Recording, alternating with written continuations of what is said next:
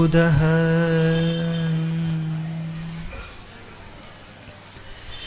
न्यस्याम्य किंचन श्रीमन्ननुकूलोऽन्यवर्जितः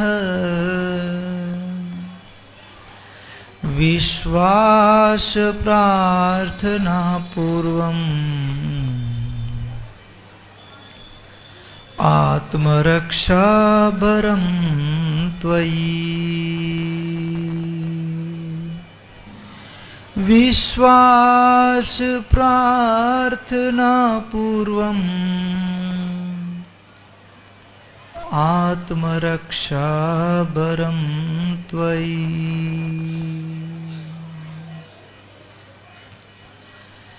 लक्ष्मीनाथ समारंभां नाथ यामून मध्यमाम् अस्मदाचार्य पर्यन्तं वन्दे गुरुं परम्पराम्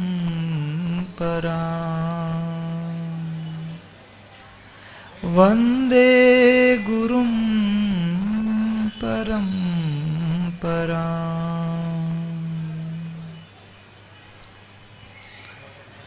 ओम अवतारिणे श्री स्वामिनारायणाय नमः। ओम श्री हरिकृष्णाय नमः। ओम नरनारायण देवाय नमः। ओम राधा कृष्ण देवाय नमः। ओम लक्ष्मीनारायण देवाय नमः। ओम सर्वेभ्यो परमहंसेभ्यो नमो नमः। ओम अस्मद्गुरुभ्यो अस्मद्परमगुरुभ्यो अस्मद् सर्वेभ्यो गुरुभ्यो नमो नमः। सहजानंद स्वामी महाराजनी जय।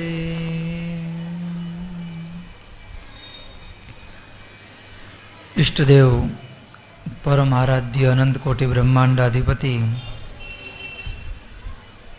सर्वनियंता सर्व अंतर्यामी भगवान स्वामीनारायण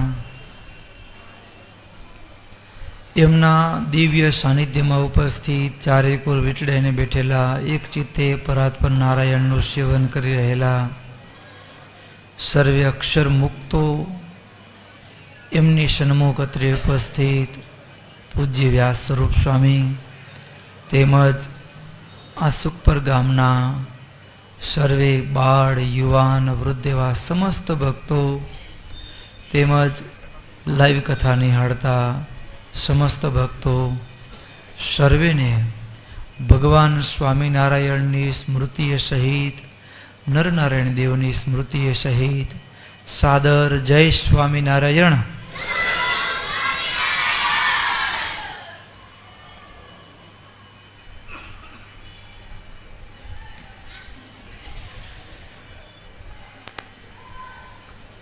આપણું त्रिदिवसीय रात्रि सभा एमाय आपणी एक नवा ज विचार साथे मननी पीड़ा अने आत्मानी पीड़ा एमां शरीरनी पीड़ा शरीरना रोग एना विषे थोड़ुंक समज्या हता। शरीरना रोग थवा पाछळनुं जो कोई कारण होय तो ए कारण में साव सादू कारण एटले के अनुकूल आहार ए जो न करवामां आवे तो माणस मांदो पड़े। पछी समयोचित आहार एटले के ऋतु अनुसार आहार। अत्यारे चातुर्मास चाले छे। घणीक वखत આપણા મનમાં ઘણા બધા પ્રશ્નો થતા હોય, પણ આપણા ઋષિઓ, આપણા પૂર્વજો, શાસ્ત્રકારો જે આપ્યું છે ને બહુ ગજબનું છે. તમને ખબર તો છે, આપણે બધાને ખબર છે કે આપણે ઉત્સવની પ્રસાદી એ ફિક્સ છે. લ્યો, હોળી હોય તો શેની પ્રસાદી હોય? ધાણીની હોય. વસંત પંચમી હોય તો શેની પ્રસાદી હોય? કેમ બીજી ન રખાય? એવું કેમ વર્ષોથી ચાલ્યું આવે છે? પછી ઉત્તરાયણ હોય તો તલની ચક્કી જમતા હોઈએ આપણે. આવું કેમ? લાડવા ન ખવાય? તલ જ કેમ? શાસ્ત્રકારોએ એવી આપણને એવી અદ્ભુત, એને ખબર છે એ હજારો વર્ષ પછીની ઘટનાને પણ નજર સામે દેખતા હતા. હજારો વર્ષ પહેલાની ઘટનાને પણ નજર સામે એ દેખતા હતા. આ લાઈટ બંધ કરી નાખો, જે પેલી થાય છે ને એની ઇફેક્ટ છે ને લાઈવમાં આવે છે, એટલે લાઈવ વાળા કમ્પ્લેન કરે છે.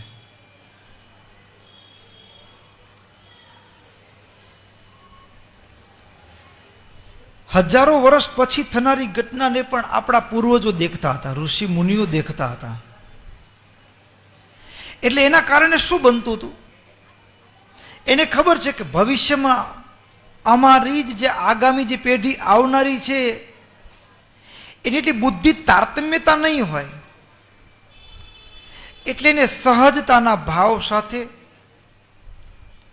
આમ તો એવું કે વસંત ઋતુ આવે ને એટલે જેમ શિયાળો હોય અને શિયાળામાં હિમાલયના ગિરી શિખરો ઉપર બરફની વર્ષા થઈ હોય અને પછી વસંત આવતા આવતા ધીમે ધીમે ધીમે ગરમી રંગ પકડવા માંડતી હોય, પછી બરફના શિખરો જે ધીમે ધીમે ઓગળવા માંડતા હોય, અને એમાં આપણા શરીરમાં પણ શિયાળા દરમિયાન જે કફ જમા થયો હોય, કફ જમા થયો હોય ને એ વસંત ઋતુ આવતા બધું ઓગળવા માંડે. એટલે એને આ બધું ચાલુ થાય બધું, આમ સમજ્યા ને?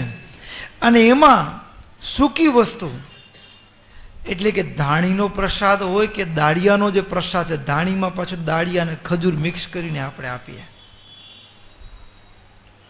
એ છે આપણા શરીરમાં જે કફ વહે છે એને શોષી લેવાનું કામ કરે. ઋતુના એક એક પ્રસાદ છે એના પાછળનો પણ મર્મ છે.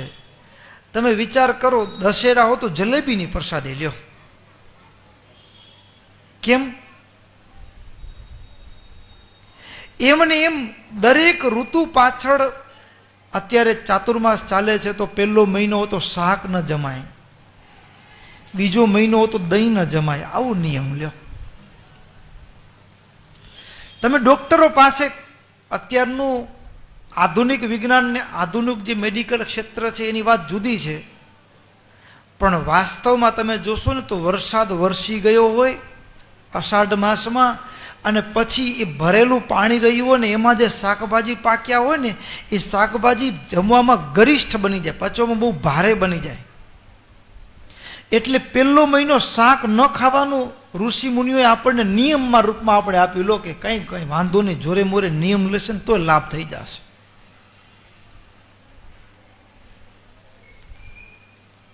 સમજ્યા ને? એટલે સમયોચિત આહાર, ઋતુની અનુસારે આહાર કરવો જોઈએ. પછી એનાથી આગળ આપણે ગઈકાલે સમજ્યા ઉચિત માત્રામાં આહાર.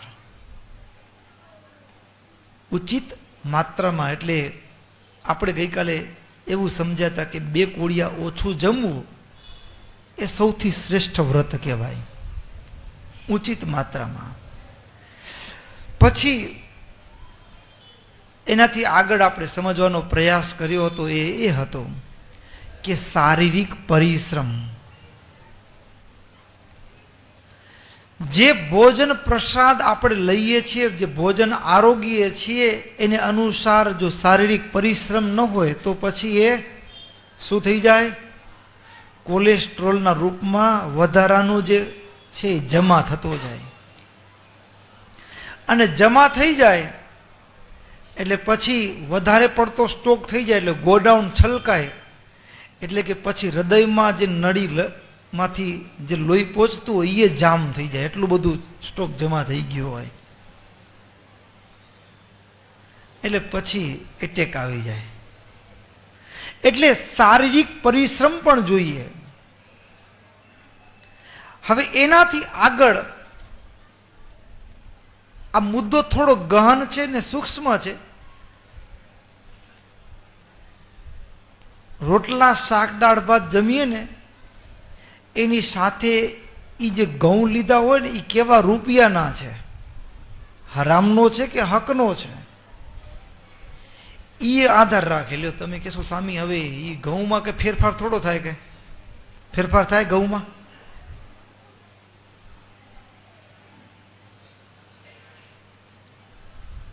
થાય ફેરફાર, બહુ મોટો ફેરફાર થાય. એક તો એ કે હરામના રૂપિયાનું જે અન્ન હોય ને એના વિચારો જુદા હોય. તમે જોજો કોઈ જગ્યાએ જમણવારમાં ગયા હોઈએ, પોતાના રૂપિયાથી જમવાનું હોય ને તો માણસ માપનું જમશે ને કોઈકનું પારકાનું હશે તો સમજે ને. સૌથી પહેલો ફેર તો અહીંયાથી પડે. અને જ્યારે સહજમાં અનિતિનો પૈસો હોય, અનિતિના પૈસાથી જે અન્ન જે ભોજન છે એ ભોજન ભાવ દૂષિત છે, અને ભાવ દૂષિત અન્નની સીધી અસર મન ઉપર થતી હોય છે. એટલે શરીરમાં સીધા રોગ થવા પાછળના કારણો આટલા. હવે એનાથી આગળ વધીએ તો મનને તંદુરસ્ત રાખવાની વાત છે.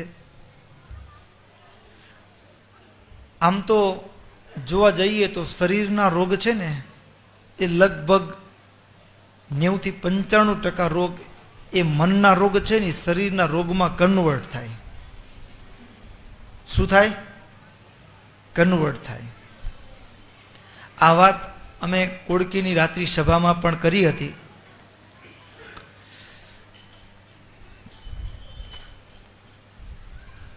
કોડકીની રાત્રિ સભામાં આ વાત અમે કરી હતી. મનના રોગ એ શરીરના રોગમાં કેમ કન્વર્ટ થાય? માણસ જેવું વિચારે છે ને એવું થાય. સુખ અને દુઃખ એ માણસની મનસ્થિતિ ઉપર આધાર રાખે. સુખ અને દુઃખ એ માણસની મનસ્થિતિ ઉપર આધાર રાખે છે. એ વ્યક્તિ સવડું લે છે કે અવળું લે છે, સવડું લે છે કે અવળું લે છે, એની મનસ્થિતિ ઉપર એનો મોટો આધાર છે. એક જ વ્યક્તિ હોય, એની એ વ્યક્તિ હોય, બરાબર ને? સુરા બાપુ હતા અને એમનો પટારો ચોરાઈ ગયો, બરાબર? તો પટારો ચોરાઈ ગયો તો શોધખોળ શરૂ કરી તો માણસ પેલો બેચેની આવી જાય. પણ વસ્તુ એની હતી, પણ એને કેવા ભાવથી લીધું તો એ પટારો ચોરાયા પછી પણ એમ માની લે કે અણકના હશે તે ગયા, પાછા મળી ગયા, હશે હકના તે મળી ગયા. સમજે ને? દુઃખી ન થાય. એ માનસિક રીતે સ્થિર હોય, સ્ટેબલ હોય એકદમ. સામાન્ય માણસ હોય, પરિવારમાંથી કોઈ એનો સ્વજન મૃત્યુ પામે તો રાત દિવસ રડ્યા કરે. અને એ જ જગ્યાએ ભગવાનનો ભક્ત હોય તો એટલો વિચાર કરે, અરે એ તો ભગવાનના ખોડામાં બેઠો છે, એમાં રડવાનું શું હોય? પરિવારમાંથી સ્વજન તો મૃત્યુ જ પામ્યો છે, પણ એ પ્રસંગ ઘટનાને તમે કેવી રીતે લ્યો છો, કેવા વિચારો છો એ ઘટના ઉપર, એના આધારે સુખ અને દુઃખ આધાર રાખે. એના ઉપર સુખ અને દુઃખનો આધાર છે. જો સવડું લ્યો તો સુખી અને અવળું લ્યો તો દુઃખી. નાની જ વાત હોય, નાની જ વાત હોય પણ આટલામાં ભાવમાં ફરક પડી જાય, વિચારમાં ફેર પડી જાય તો સુખ અને દુઃખ.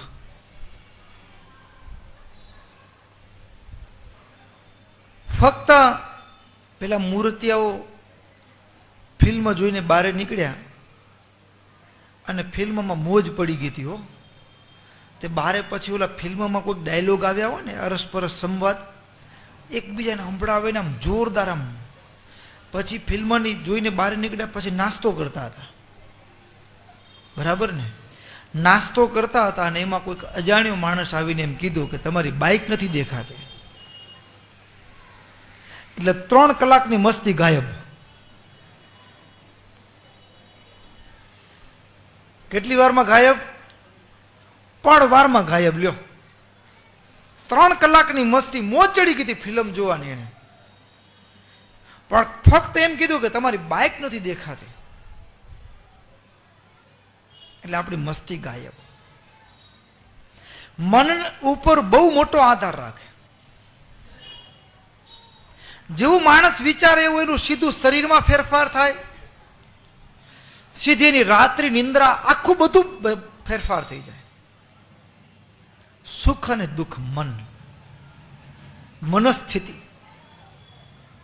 અત્યારે દાંપત્ય જીવન, પરિવાર જીવનમાં શું છે? આટલી જ વાત છે. મને પૂછ્યું કેમ નહીં, આટલી વાતમાં મન ઉપર લાગી આવે માણસને. અમે આટલા ઢસરડા કરીએ છતાંય કઈ પૂછવાનું હોય નહીં, નથી રહેવું હાલો. અને એ જ જગ્યાએ સવડું વિચારી તો આપણે ઝંઝટ ઓછી, તો હળવા ફૂલ હોઈએ આપણે. અને જો અવળું વિચારીએ તો મને પૂછતા નથી, રાતની ઊંઘ હરામ થઈ જાય. સમજે ને? મનને કેવી રીતે સ્થિર રાખવું, કયા પ્રસંગને કેવી રીતે સવડી રીતે જો લેતા આવડી જાય તો દુનિયામાં કોઈ એવી વસ્તુ નથી, કોઈ એવી વ્યક્તિ નથી કે આપણને દુઃખી કરી શકે. આપણને દુઃખી કરી શકે.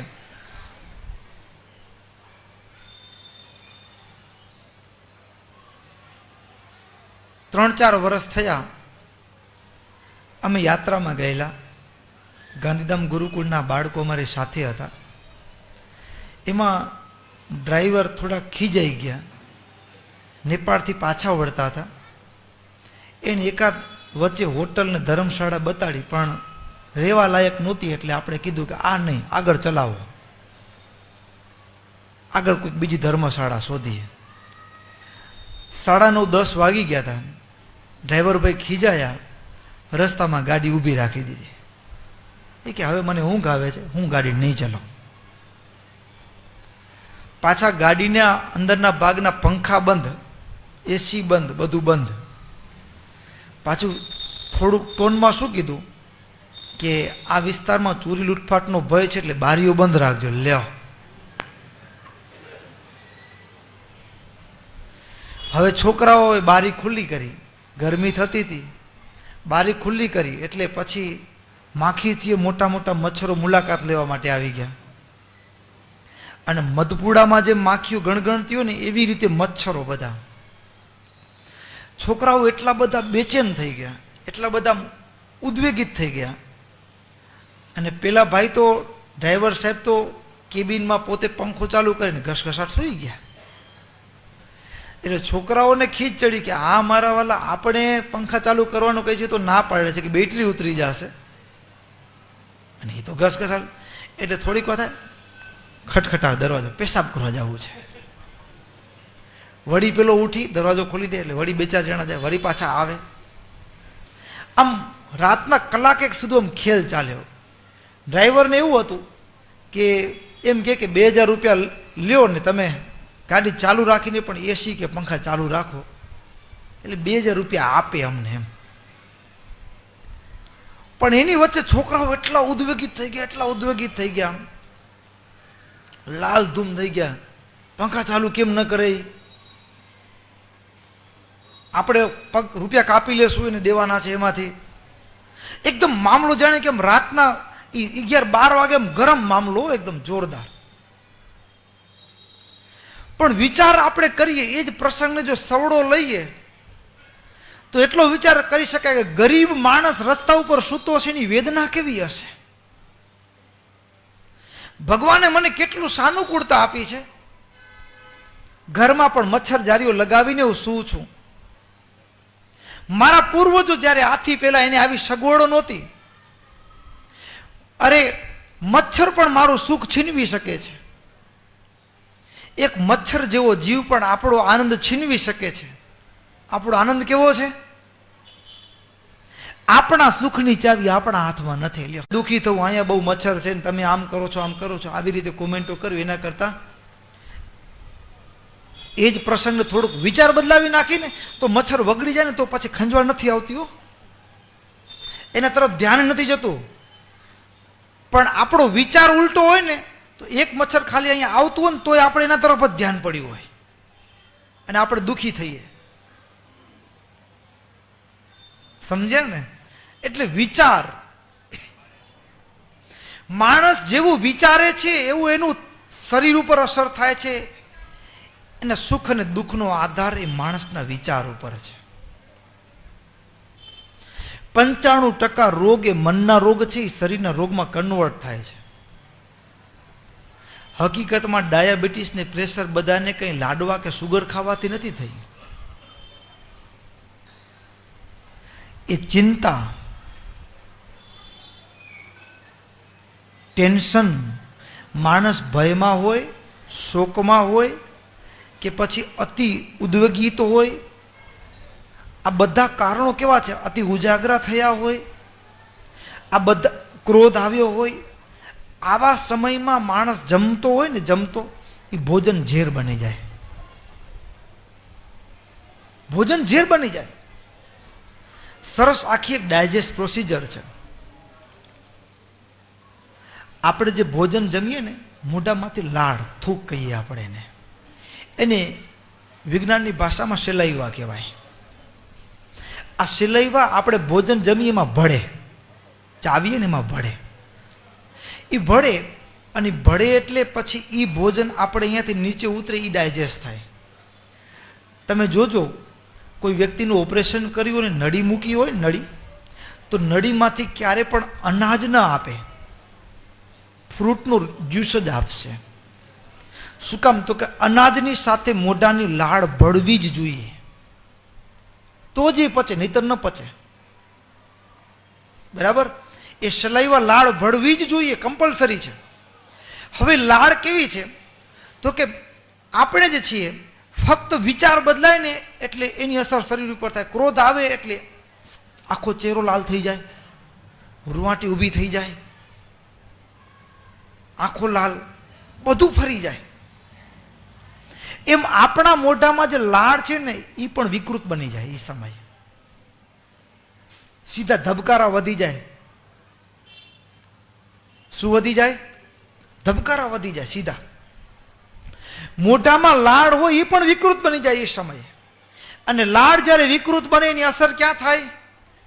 જે માણસ દિવસના એક ટાણામાં 25 લાડુ પચાવી જાય ને એવો તંદુરસ્ત માણસ, અને એ માણસને ક્રોધ આવ્યો હોય અને એ સમયે એ વ્યક્તિ જમવામાં સૌથી પચવામાં હલકું હોય ને તો મગ છે, સૌથી હલકું.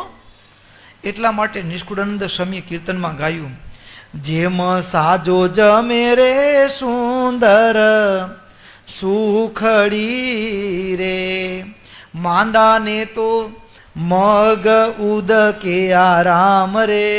માંદો માણસ હોય ને એને તો મગ હારામાં હારા.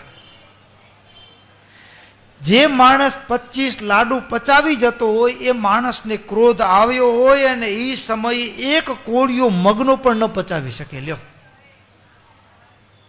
શું કામ? મોઢામાં ભળેલી લાળ હતી ને જે, એ ઝેર થઈ ગયું.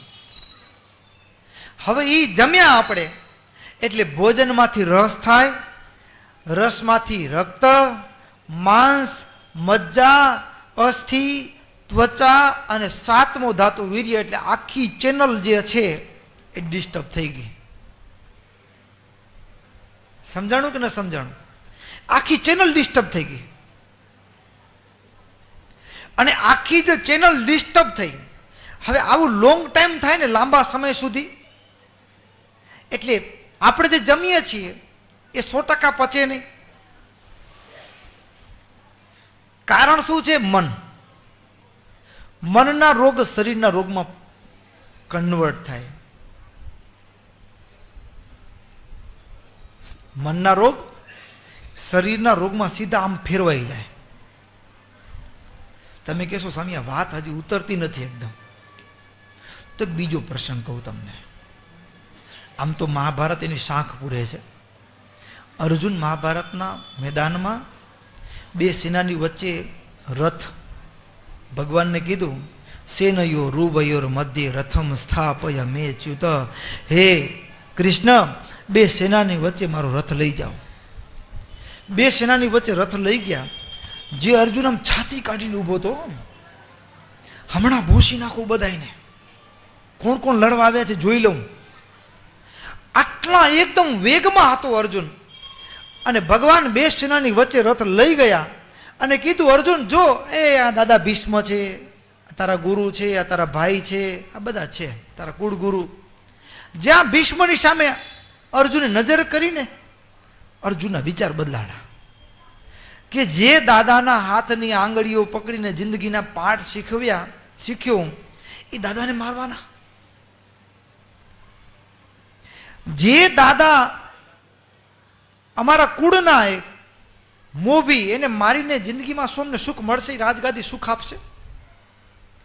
અરે જે ગુરુએ પોતાના દીકરા કરતા સવાયું શીખવાડ્યું, લો, અશ્વત્થામાને બ્રહ્માસ્ત્ર ચલાવતા શીખવાડ્યું, વાળતા નહોતું શીખવાડ્યું. કારણ કે પાત્ર નહોતો, એ દીકરો હતો, પણ અર્જુનને દીકરા કરતા સવાયું આપ્યું. હવે એ ગુરુને મારવાના, એની જે શીખવેલી વિદ્યાથી. અરે કુળગુરુ કૃપાચાર્ય, અરે દુર્યોધન ગમે તેવો હોય તો આખરે ભાઈ તો ખરો ને. અને આ બધાને મારીને લોહીની નદીઓ ચાલશે અને પછી રાજગાદી મળશે, એ હખેથી બેવા દેશે? વિચાર બદલાણો, અને વિચાર બદલાતાની સાથે જ અર્જુનના શરીરે પરસેવો વળી ગયો. ગીતા એમ કહે છે, શરીર આખું થરથર કંપવા લાગ્યું. અર્જુનની એટલી અશક્તિ થઈ ગઈ કે હાથમાં રહેલું ગાંડિયું પણ પડી ગયું અને પોતે ઢગલો થઈને રથના પાછળના ભાગમાં બેસી ગયો. આ તો હજી મહાભારતની વાત થઈ. તમે અત્યારે જોયું હશે એવો પ્રસંગ, કોઈ માણસ હોય અને એકદમ સીધી વાતમાં લગ્ન થઈ ગયા હોય ને 15 વર્ષે દીકરાનો જન્મ થયો હોય, બરાબર, દીકરો કયાગરો હોય, ડાયો હોય, બધી રીતે સાનુકૂળ હોય, બરાબર. 4 માણસો ગામમાં દીકરાના વખાણ કરતા આવતા હોય, તમારો દીકરો બહુ સારો હો, આવો ગુણિયલ છોકરો હોય. અને એ છોકરો, તમે દુકાનમાં બેઠા હો કે ઘરે બેઠા હો અને ક્યાંક અકસ્માત થયું હોય અને છોકરો અચાનક ગુજરી જાય, તમને સમાચાર મળે, બરાબર. અને સમાચાર મળે એના પહેલાં જ તમારા હાથમાં 100 કિલો વજન ઉપાડીને તમે હાલતા હો અને સમાચાર મળે ને બાપાને તરત ચક્કર આવીને નીચે પડી જાય. તાકાત ક્યાં ગઈ? 100 કિલો વજન ઉપાડવાની તાકાત હતી, ખાલી એક સમાચાર સાંભળ્યા, છોકરો ગયો, ચક્કર ખાઈને પડી જાય. અરે ઘણા તો ગુજરી જાય. માણસને જેવો વિચાર આવે ને એની સીધી અસર શરીર ઉપર થાય. સમજ્યા ને? સીધી અસર શરીર ઉપર થાય, સીધે સીધી.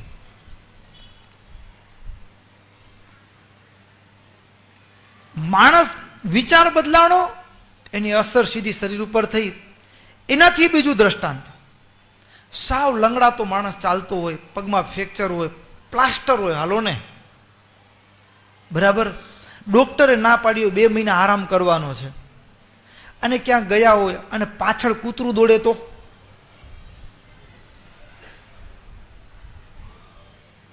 કૂતરું દોડે તો અરે વાંડિયું ઠેકી જાય. ક્યાંથી તાકાત આવી અચાનક?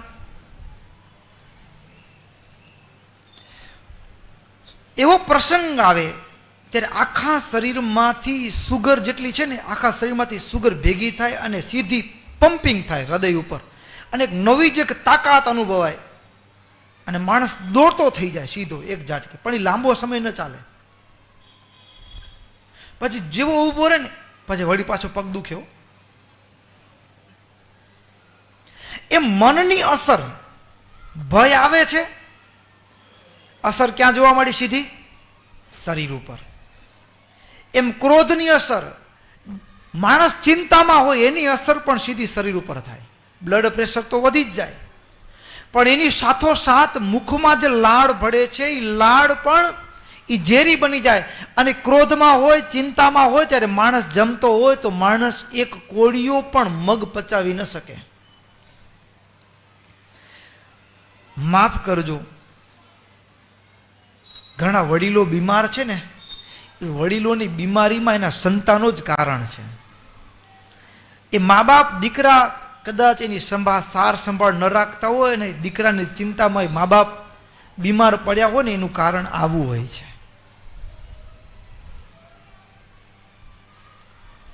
હવે જ્યારે ચિંતામાં હોય, ડિપ્રેશનમાં હોય અને એ સમય દરમિયાન ભોજન જમે તો ભોજનમાંથી એ રક્તમાંથી માંસ, માંસમાંથી મજ્જા, અસ્થિ, ત્વચા અને છેલ્લે સાતમો ધાતુ વીર્ય, આખી ચેનલ જ શરીરના બધા અંગો એ નબળા પડવાની શરૂઆત થઈ ગઈ. બધા અંગો. મજાની વાત તમને કહું, શરીરમાં આપણે જ્યારે જમીએ છીએ ત્યારે 100% ભોજન પચતું નથી. અને એમાં કોઈ ચિંતામાં હોઈએ કે આવી રીતે કોઈ ક્રોધ આવી ગયો હોય અને ત્યારે જમતા હોઈએ તો પચે નહીં, અને પછી અધકચરું રહ્યું, ભોજન પચ્યું નહીં. એનામાંથી જે અધકચરું, જે કાચો માલ તૈયાર થયો ને, કાચો આમ કહેવાય આયુર્વેદની ભાષામાં. શું કહેવાય? કાચો આમ કહેવાય. અને કાચો આમ જે છે ને એ શરીરમાં જમા થાય, અને કાચો આમ છે એનું થોડુંક વિકૃત વર્ઝન એટલે કફ. એ કફ બે રીતે કામ કરતો હોય. એક તો લોહીમાં ભળી જાય, અને બીજો શરીરના જે અંગો છે, ફેફસા છે, આ ભાગ છે, આ ભાગ છે, આ ભાગ છે, ત્યાં જમા થાય. જેમ એ ભાગમાં પણ સ્ટોક ઓવર થઈ જાય એટલે પછી વળી શરીરમાંથી જ શરીર જ એને બાળવા માટે ગરમી પેદા કરે, એટલે તાવ આવે. શું આવે? આપણે તાવને દબાવી નાખીએ છીએ. શું કરીએ છીએ? પણ વાસ્તવમાં તાવ એટલે શું? તમે જોજો, પશુઓને તાવ આવશે ને એટલે ખાવાનું બંધ કરી દેશે, પોતે સાજું થઈ જશે. એમ શરીર જ ગરમી પેદા કરે શરીરમાં જમા થયેલો કફને બાળવા માટે. કાચો આમ જે બન્યો છે, વિકૃતિ જે પેદા થઈ છે એને બાળવા માટે શરીર ગરમી પેદા કરે. એટલે આયુર્વેદમાં તાવ આવે એના ઉપાય માટે એક ઉપવાસ કરવાનું કીધું. એટલે શરીરની ગરમીને આપણે બહારથી થોડી ગરમી દઈને મદદ કરીએ તો એ કફ જલ્દી બળી જાય. અને અત્યારની જે ટ્રીટમેન્ટ છે એ કેવી છે? તો કે ઠારી નાખવાની ટ્રીટમેન્ટ છે. એટલે રોગને દબાવી દઈએ, ઢાંકણું દબાવી દઈએ, પણ અંદર પડ્યું હોય માલ. ન કરજો એમ નથી, પણ વાસ્તવિકતા આવી છે. હવે કફ છે એ ઉધરસ, શરદીના રૂપમાં, પછી શરીર થોડું નબળું પડે, કફ ગળામાંથી જતો ઇન્ફેક્શન જેવું લાગે એટલે તાવ આવે. પછી બીજી વસ્તુ કે જેનો કફ એ શરદી વાટે ન નીકળતો હોય ને, જેનો કફ લોહીમાં ભળતો, કાચો આમ જેનો લોહીમાં ભળતો હોય, એ મારા જેમ થોડા શરીર મેદસ્વી થતું જાય. એનું મોટા ભાગે જેનું શરીર જાડું થતું હોય એનો કફ લોહીમાં ભળતો હોય, મોટા ભાગે, ઘણે ભાગે. અને પછી તમે ધ્યાનથી જોજો, તમે તમારા ઉપર પણ નજર કરીને તપાસ કરજો, તમને દેખાશે. અને જેનો કફ લોહીમાં ભળતો હોય, બરાબર, એને કેવું થાય? તો કે આપણે બધા ખેડૂત છીએ, ગામથી ઉદાહરણ, પાણી વાળતા હોઈએ ને એટલે આમ ધોરીઓ જતો હોય એટલે કેનાલ જતી હોય, પછી આમ જે આમ વળતું હોય ને ત્યાં પછી ઓગટ ભરાય. શું ભરાય? ઓગટ ભરાય. ઓગટ ભરાય એટલે પછી શું થાય? પાણી થોડું ભરાઈને હાલે. પછી જે ઓગટ માટે કે ધોરિયાની જે સાઈડનું જે બાંધાણ હોય આપણે ગામડાની ભાષામાં, એને ઓળંગી જાય એટલે પછી ત્યાં શું થઈ જાય? તૂટી જાય. બરાબર ને? વળી આપણે થીગડું લગાવીએ. પાવડીથી બે ચાર માટી ઉપાડીને મૂકી દઈએ. સંધિવા એટલે શું? હાંધિયોવા એટલે શું? હાંધિયોવા એટલે લોહીમાં જેનો કફ ભળતો હોય થોડો ઘણો પણ, અને જ્યારે આપણા શરીરમાં વાયુ વધે અને એ ચડે એટલે જ્યાં સાંધાના ભાગ હોય ને ત્યાં ઓગટ ભરાણી. શું ભરાણું? ઓગટ ભરાણીની સૂજે ભાગ, આનું નામ સાંધિયોવા. શું કહેવાય એને? સાંધિયોવા. સાદામાં સાદું ગણિતા, બરાબર. અને સારામાં સારી ટ્રીટમેન્ટ એની. કોઈ પણ સાંધાના દુખાવા હોય, હવે લાંબો ટાઈમ રહે ને એટલે એ ભાગમાં સોજાનો ભાગ બતાડે. એટલે તમે રિપોર્ટ કરાવવા જાઓ, એક્સરે કે MRI કરાવવા જાઓ એટલે એમ કે તમારે ગાદી જરાક દબાય છે. શું કે? ગાદી દબાય છે. અને એક વસ્તુ બીજી પણ સમજી લેવા જેવી છે કે એક વખત જે જગ્યાએ તૂટ્યું હોય ને બંધારણ, પછી વારે વારે અહીંયાથી જ તૂટે. એટલે ઘણાને ગેસ થાય કે પેલું થાય ને એટલે કમર જ પકડાય. જે અંગ નબળું પડ્યું એ જગ્યાએ જ રોગ માર કરે. સમજ્યા ને? એ જગ્યાએ જ માર કરે. એટલે પહેલી વસ્તુ કે આ સાંધા દુખે છે ત્યારે આપણે અડધા ડોક્ટર પોતાના થવાનું. એટલે કે શું ખાધું અને મારામાં ફેરફાર થયો, એટલે પાછા વળવાનું ભોજન તરફ. કઈ વસ્તુ મારા શરીરને હદતી નથી. ગેસ થાય છે, થઈ ગયો એનું સમન શું? લગભગ ગેસ થતો હોય એ કોઠાવાળા જે શરીરનો બાંધો છે એનો વાયુ અને કફનો જ હોય. પિત્તના બાંધાવાળાને બહુ ઓછો સાંધાના દુખાવા હોય, બાકી વાયુ અને કફનો બાંધો હોય શરીરનો એને આ સાંધાના દુખાવા વધુ હોય. અને એના માટે બેસ્ટ ઉપાય આદુ છે. ગેસને તોડવાની પ્રોસિજર કરવાની, ટૂંકમાં ગેસ છૂટો થઈ જાય એના માટે, બરાબર. બીજો એક સાદો ઉપાય કહી દઉં. ઘરગથ્થુ ઉપચાર. દુનિયાના તમે ગમે એટલા ઝંડુ બામ લઈ આવો એના કરતાં જોરદાર. સબ બામ કા એક ઇલાજ, એક મહાબામ, બરાબર. ગૌમૂત્ર તાજું લેવાનું, એમાં સૂંઠ નાખવાની, પછી એને ઉકાળવાનું. ઉકાળી અને થોડુંક સોજીને લાપસી હોય ને રબડો થઈ જાય એના જેવું કરી દેવાનું, બરાબર. અને જે જગ્યાએ સાંધાનો દુખાવો છે એ જગ્યાએ નવશેકું ઠરી જાય પછી એનો લેપ કરી દેવાનો, બરાબર. અને લેપ કરી દેવાનો અને પછી એના ઉપર કપડું રાખી અને પાણીનો શેક કરીએ ને એમ શેક કરવાનો.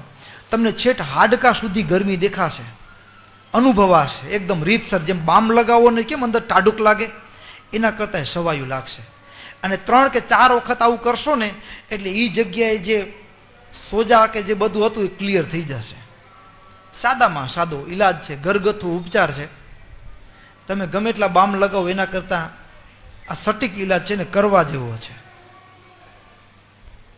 બરાબર. પણ સંધિવાનું લોજિક આટલું જ છે, ગેસ થવો ન જોઈએ. અમારા એક સ્વામીજી છે, હેવી ડ્યુટી છે, અને એ સ્વામીને આવી જે કમરની તકલીફ હતી અને એમ કરતાં પછી ખબર પડી કે આ વસ્તુ છે. એટલે એને કમર દુખવાનું કે એવું લાગે ને એટલે એ તો પછી આદુનો ગ્લાસ ભરીને પીવાનું. 2 દિવસ પીવે એટલે ગાડી પાટામાં જ આવી જાય. એટલે બધાએ આદુ ન પીતા, શરીરને સીબાય એ પ્રમાણે લેવું. પણ કહેવાનું એટલું કે ગેસ પણ ઘણી વખત સાદું ભોજન લઈએ તોય ગેસ થાય એનું કારણ હોય. આપણે ચિંતામાં હોઈએ, આપણે ક્રોધ આવ્યો હોય અને આપણે જમતા હોઈએ તો ભોજન પચે નહીં. એટલે મનના રોગ શરીરમાં કન્વર્ટ થાય છે. મનના રોગ શરીરમાં કન્વર્ટ થાય છે અને એ કન્વર્ટ થયા પછી ધીમે લાંબો સમય રહે એટલે પછી એ ઘર કરી જાય રોગ, બરાબર. હવે આ જે રોગોનું ગણિત હતું, મનના રોગ શરીરમાં કન્વર્ટ થાય છે અને એના કારણે ડાયાબિટીસ, પ્રેશર સુધીના બધા રોગો એનામાંથી સર્જાય છે. હવે આ તો વિચાર બદલાણો એની શરીર ઉપર અસર થઈ, એના શરીરના રોગમાં જોવા મળ્યું. પણ મનની જ બીજી અસર છે. બીજી અસર શું? રાત દિવસ એના વિચારમાં માણસ ચડી જાય, અને રાત દિવસ વિચારમાં ચડેલો માણસ ધીમે ધીમે ધીમે ધીમે ધીમે ધીમે એટલી નકારાત્મકતા તરફ જતો રહે કે પછી એને સુસાઇડ કરવાના વિચાર આવે, પછી એને ત્યાં સુધીના લગ્ન જીવનનો તો છૂટાછેડાના વિચાર આવે, પછી એ દીકરો હોય તો એને બાપથી અલગ પડી જવાના વિચાર આવે. એટલે કે નેગેટિવ નકારાત્મક વિચારસરણી છે એની શરીર ઉપર અસર જોઈ, પણ હવે એની અસર પરિવાર ઉપર શું થાય? પરિવાર અસર શું થાય? પોતાના જીવન ઉપર શું અસર થાય?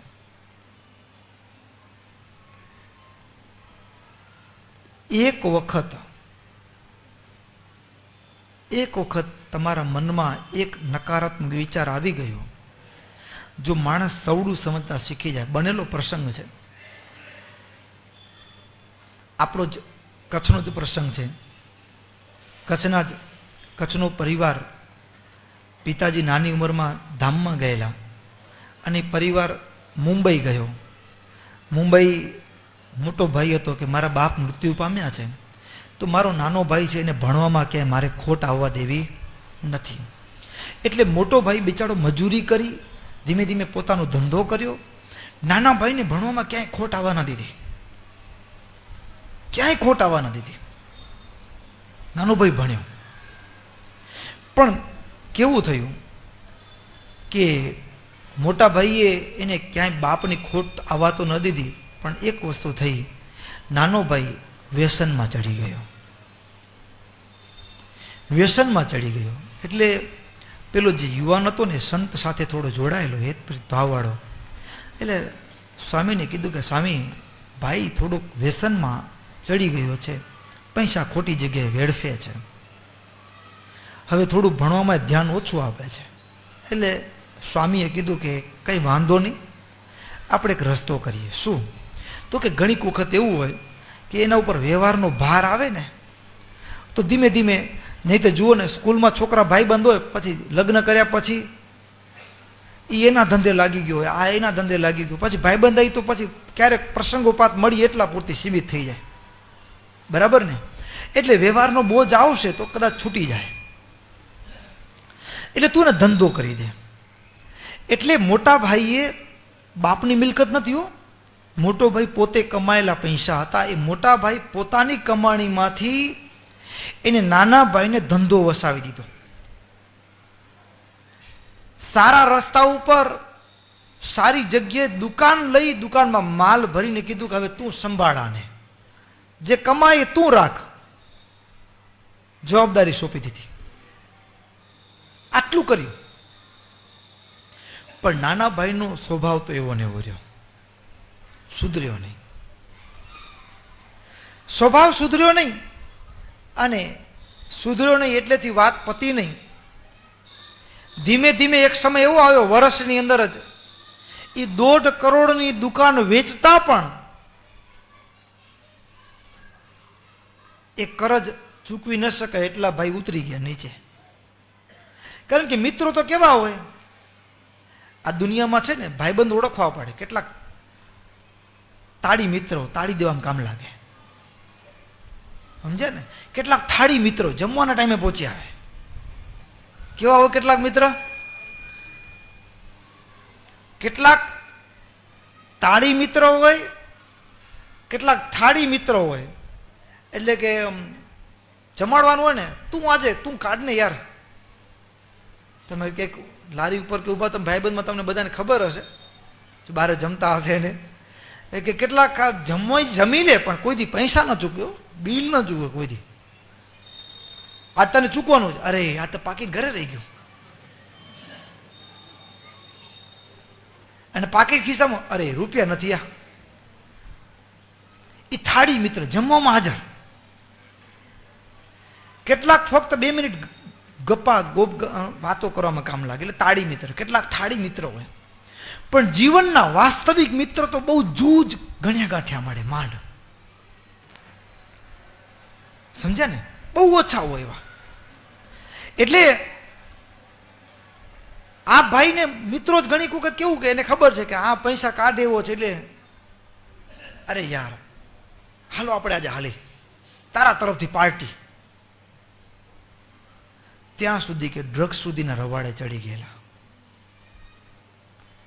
ડ્રગ્સ સુધીના રવાડે ચડી ગયેલા. અને ભાઈને આટલા વર્ષની અંદર જ મોટા ભાઈએ દુકાન કરીને આપેલી 1.5 કરોડ સુધીનું કરજ, એ દુકાન વેચતા પણ ન ભરાય એટલું મોટું કરજ. અને હવે મિત્રો શું શીખવાડે ખબર છે? તારા ભાઈ લગે માગ દેશે. અને હવે પાછો ભાઈ પાસે હાથ લંબાવ્યો પૈસા માટે. એટલે ભાઈએ સાધુને પૂછ્યું, સ્વામી કેમ કરું? તો કે હવે પૈસો એક આપવાનો નહીં. એટલે મિત્રોએ શું કીધું કે જોયું, તને ખબર નથી, ઉપરથી લોકમાં સારું દેખાડવા માટે તારા ભાઈએ દુકાન કરી દીધી, પણ તને કરજમાં ફસાવ્યો કોણે છે ખબર? તારા ભાઈએ જ ફસાવ્યો છે. લે, જે ભાઈએ જિંદગી ઘસી નાખી એ જ ભાઈ ઉપર એને આરોપ મૂકી દીધો.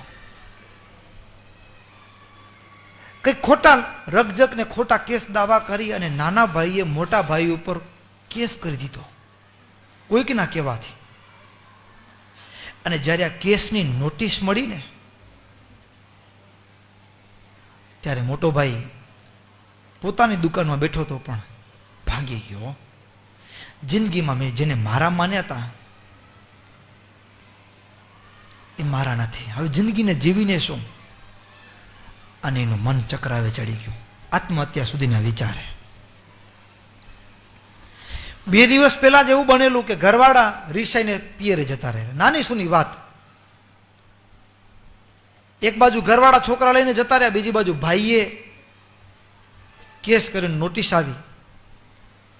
માણસ જિંદગી હારી ગયો, આત્મહત્યાના વિચાર સુધી આવી ગયો. અને આત્મહત્યા સુધીના વિચારે આવેલો એ છોકરો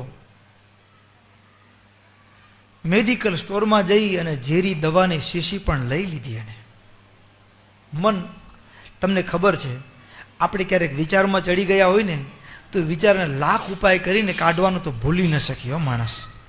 જેને ભૂલવાનો પ્રયાસ કરી વધુ યાદ આવે, એના મન ચક્રાવે ચડી જાય.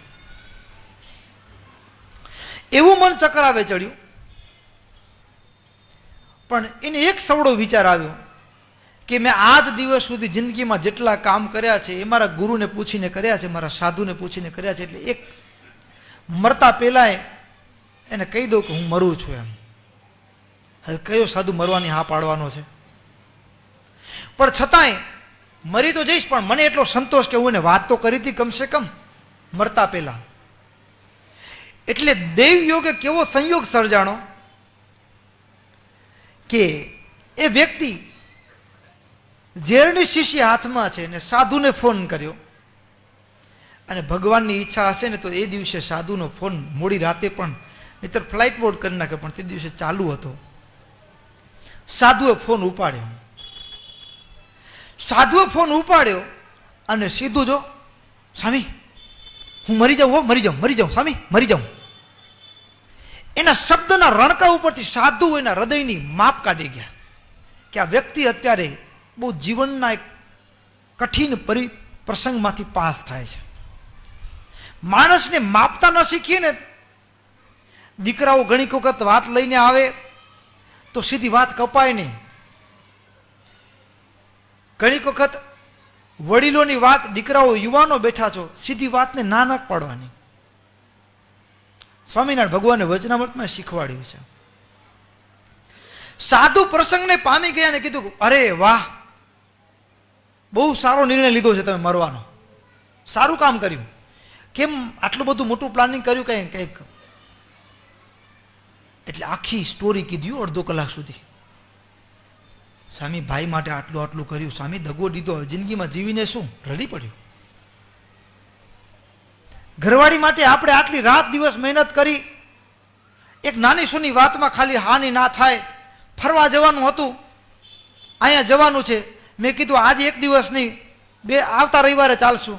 અને આટલી વાતમાં કે તમે મને લઈ જ નથી ચાલતા, તમે ધંધામાં જ પડ્યા છો, આટલી વાતમાં રિસાઈને પિયરે જતી રહી છે. સ્વામી, દુનિયામાં જેના માટે આપણે રાત દિવસ મહેનત કરીએ છીએ એ આપણા ન હોય તો જિંદગી જીવીને શું? આના કરતા જિંદગીમાં મરી જવું સારું. સ્વામી એની આખી વાત એના મોઢે હયું ઠલવાવી દીધું અને પછી સાધુ એમ કીધું, બહુ સારું કામ કર્યું છે, તમે મરી જ જાઓ, બરાબર, નિર્ણય સાચો છે તમારો. ક્યારે મરવાના છો? સ્વામી, શીશી તો લઈને બેઠો છું. એમ? પૂરી તૈયારી છે? હા સ્વામી, પૂરી તૈયારી છે, પણ એક વિચાર આવ્યો મને, તમે કહેતા હો તો કહું. સ્વામી કયો? તમે મરવાના છો ને? હા સ્વામી. તો એક કામ કરો ને, તમે મરતા પહેલા જો આપ એક કામ કરો, ભુજ આવી જાઓ, નરનારાયણ દેવના દર્શન કરી લો એટલે મૃત્યુ સુધરી જાય આપણું, સમજ્યા ને? એની વાતને થોડીક ડાયવર્ટ કરી. પેલાના વાતમાં સૂરમાં સૂર પુરાવ્યો ને એટલે એના જે વિચારનો જે વેગ હતો ને બુઠ્ઠો થયો થોડોક. શું થયો? થોડોક બુઠ્ઠો થયો. હા, તમે એક કામ કરો, ભુજ આવી જાઓ, નરનારાયણ દેવના દર્શન કરી જાઓ. પછી મને એવી ઈચ્છા છે કે તમે મરતા પહેલા મને અડધો કલાક તમારી સાથે વાત કરવી છે, અને પછી તમે મારી આગળ ઝેરની શીશી પીને આ કામ કરો તો મને એમ થશે કે મારી આગળ તમે મૃત્યુ પામ્યા. અને તમને કેમ લાગે છે, ગુરુ આગળ મૃત્યુ સારું કહેવાય કે? હા સ્વામી, એ વાત સાચી હો. કારણ કે માણસનું મન ચક્રાવે ચડ્યું ને ત્યારે બીજું કાંઈ ના વિચારે. સ્વામી તો એમ કરું લ્યો. શું વિચારમાં આવી ગયા ભાઈ? સ્વામી તો આપણે એમ કરી લ્યો. અને માણસ ત્યાંથી પહેરીએ લુગડે એ ગાડીમાં બેસીને ભોજ આવ્યો.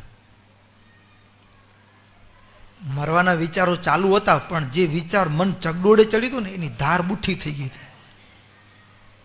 હું ભૂજ જઈશ, નરનારાયણ દેવના દર્શન કરીશ. હવે કેવળ મરવાનો વિચાર હતો ને એમાં ટ્વિસ્ટ આવી ગયું થોડુંક. ભગવાન આવી ગયા ભેગા, સાધુ આવી ગયા. એટલે આવ્યા હો, ફટ આવ્યા. પેલા સાધુ લાગે, સ્વામી હું આવી ગયો છું. હવે જો તમારે મરવાનું છે ને એટલે એક કામ કરો, બધા ભગવાન આગળ 11 દંડવત કરી આવો. 11 દંડવત કરી આવો, પછી 11 પ્રદક્ષિણા કરજો. પછી ભગવાનને કહેજો, મહારાજ હવે હું થાકી ગયો છું ને હવે હું મરું છું, આટલી પ્રાર્થના કરી દેજો એટલે આપણે ભગવાનના ગુનેગાર ન કહેવાય. પછી આટલું કરી પછી સંત નિવાસમાં મરતા પહેલા કોઈ મોટા સાધુનું દર્શન થઈ જાય તો આપણું સારું થઈ જાય. એટલે એક સાધુના દર્શન કરી આવજો. પછી છેલ્લે અહીંયા આવો લ્યો. હા ભલે સ્વામી, કરી એટલું કરીને આવું. 11 દંડવત કરી, 11 પરિક્રમા કરી, સંત નિવાસમાં દર્શન કરી સાધુના, અને પછી સાધુ પાસે આવ્યા, ગુરુ પાસે આવ્યા, સ્વામી પાસે આવ્યા, એના ગુરુ પાસે આવીને બેઠા. એટલે સ્વામીએ ધીમેથી રહીને વાત ચાલુ કર્યો. માણસ બધા જન્મે છે ને મરવા જ જન્મે છે. જન્મે છે ને મરવા જ જન્મે છે. જન્મ છે એનું મૃત્યુ નક્કી છે. પણ એક વાત ખરી, એમ કરીને ગીતાનો એક શ્લોક સંભળાવ્યો. તસ્માત તો મુતિષ્ઠ યશો લભસ્વ જીત્વા શત્રુન ભુંક્ષ્વ રાજ્યમ સમૃદ્ધમ મયૈ વૈતે નિહતા પૂર્વમેવ નિમિત્ત માત્રમ ભવ સવ્ય સાચિન. હે અર્જુન, ભગવાન શ્રી કૃષ્ણ કે, હે અર્જુન, આ તારી સામે બધા બેઠા છે ને, તું લડાઈ કરવાની ના પાડે છે ને, તું ની મારે ને તો મેં બધાને મારી નાખ્યા છે. તે મરદા જ બેઠા છે, બધા ઊભા છે. મેં બધાની આવરદા હરી લીધી છે, અત્યારે મરદા છે. આ તો કેવું છે, મરેલો વાઘ હોય બરાબર, એના ઉપર બાણ ચલાવવાનું આમ, અને એને બાણ વાગે અને પછી રાજા લાગે જવાનું કે મેં શિકાર કર્યો છે, ને રાજા બક્ષિસમાં ભેટ આપે. નામે કોના ચડી ગયું? વાઘનો શિકાર કર્યો રમેશભાઈએ. વટ પડી જાય ને ગામમાં. અર્જુન, વાસ્તવમાં આ તું સામે માને છે ને કે હું મારીશ? ના, મયૈ વૈતે નિહતા પૂર્વમેવ. હે અર્જુન, આ બધા મરાઈ ચૂક્યા છે મારા દ્વારા. હવે તું તો શું બનીશ? નિમિત્ત માત્રમ ભવ સવ્ય સાચિન. તું યશનો અધિકારી બની જા, લાભ છે. આમ કરીને સ્વામીએ ધીમેથી વાતનો ટર્ન લઈને પછી કીધું, વાસ્તવમાં તો આપણે એવું જીવન જીવીએ કે આપણે જીવીએ ને એ મરે. આપણે કાં મરીએ? ભૂલ એની છે. આમ અડધો કલાક સુધી એમ એવું આમ ધીમે ધીમે ધીમે સુરતન ચડી ગયો. અડધો કલાક પૂરો થયો ને પછી સ્વામી કીધું કે હવે ઝેરની શીશી પીવી હોય તો ભાઈએ ખિસ્સામાંથી ઝેરની શીશી કાઢીને ત્યાં જ પછાડી, હવે મરું હું કાં, ઈ મરે. હવે હું કાં મરું, ઈ મરે. અને સાધુએ જોજો વિચાર સાધુ ને એવો. પછી કીધું સ્વામી હવે ત્યાં જવાનું રહેવા દો ને, અહીંયા જ રહી જાઉં. આમે છોરા ભાગી ગયા છે, ધંધો હંકેલ નાખીને અહીંયા તમારા ભેગું મંદિરમાં સેવા કરો. સ્વામી કે એમ નહીં, ત્યાં જ જવાનું, ધંધો જ કરવાનો છે. હવે કરવાનું શું? તો કે ઘરવાળીને સામેથી ફોન નથી કરવાનો, તું આવી જાય. એમ આવે તો ભલે, આવે તો કહેવાનું જો અહીંયા હું કહીશ એમ કરવું પડશે, રહેવું તો ને તો થા રવાની. ભલે ભાઈ, ભાઈ તને ફોન કરે ત્યારે તારે સામે કાંઈ એક જવાબ જ ના દેવાનો, હે હે હે હાસી નાખવાનો, ફોન રાખી દેવાનો. જવાબ શું દેવાનો? હસીને ફોન રાખી દેવાનો. અને પેલો ભાઈ બન્યું કેવું, અહીંથી પાછો મુંબઈ ગયો. મુંબઈ ગયો એટલે હવે ઓલી ઘરવાળી પિયરે વહી ગઈ હતી. એટલે હવે ઘરવાળીનો બાપ હતો ને, એટલે સસરો, એટલે કીધું શું થયું તમારું? તો કે મને કંઈ સંભાળતા નથી, મને કે ફરવા નથી લઈ જતા ને, મારી કંઈ સંભાળ નથી રાખતા ને. એનું બાપે કીધું કે હવે આમાં કાંઈ ઘર મૂકીને અહીંયા અવાય, જા ત્યાં. બાપે ધમકી મને રવાની કરી. હવે ધમકી મને રવાની કરી, હા આવે ભાઈ હવે અહીંયા નહીં, અહીંયા રહેવું તો આપણે કહેશું એમ કરવું પડશે. તો કે તમે જેમ કહેશો એમ કરીશ, મને રાખો. ઘરવાળી આવી. પછી ઓલો ભાઈ તો પછી કેવી હાવ વિચિત્ર સ્વભાવ ઉપર આવી ગયો, હલકી નીતિ ઉપર આવી ગયો. ફોન કર્યો, તારા છોકરો ઘરે નહીં આવે, આટલા રૂપિયા લઈને આવી જાઓ. એટલે આને તો ફોન રાખી દે. ગમે એવો માણસ સામે ઓલો ધાકધમકી કરતો, પણ હવે તમે આવું કહો એટલે કેવું થઈ જાય? તમે વિચાર કરો લ્યો. ગમે એટલી ધાકધમકી કરતો લ્યો, હે હે હે રાખી દીધો. વધીને કે તું જીવતો નહીં રહ્યો, ત્યારે ફોનમાં એટલું જ, તમે મરેલાને મારશો? તમારી જે દિવસે નોટિસ મળી તે દિવસે હું મરી ચૂક્યો છું, હું તો મળતું જ છું, મરેલાને મારશો? હે હે હે કરીને ફોન રાખી દેવાનો. અને આવો ખેલ 15 દિવસ ચાલ્યો. અને ભાઈ નશામાં ચકનાચૂર, રાત્રે કોઈ બહારમાં ગયા હશે, ઓવરડોઝ થઈ ગયો હશે, પાછા વળ્યા અને ગાડીમાં એક્સિડન્ટ થયું અને એના આખા મિત્રની ટીમે સહિત બધા ગુજરી ગયા એક્સિડન્ટમાં. પણ એ ભાઈએ જીવન ટૂંકાવી નાખ્યું તો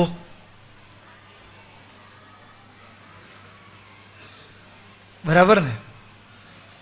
એટલે મનને કેવી રીતે હેન્ડલ કરવું ગમે એવી પરિસ્થિતિમાં? તંદુરસ્ત મન, બરાબર, એની વાત છે. સરસ સમય થઈ ગયો છે. બહેનોની સભા ખાસ જમવાનું શરૂ કરી દઈએ. લ્યો, સહજાનંદ સ્વામી મહારાજની જય.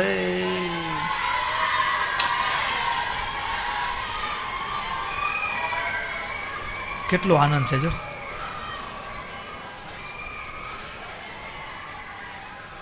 બાળપણનો આનંદ જુદો છો. 2 મિનિટ ધૂન કરીએ, પછી આગળનો કાર્યક્રમ તમને જણાવીશ. બધા બેઠા રહેજો. સ્વામિનારાયણ નારાયણ નારાયણ,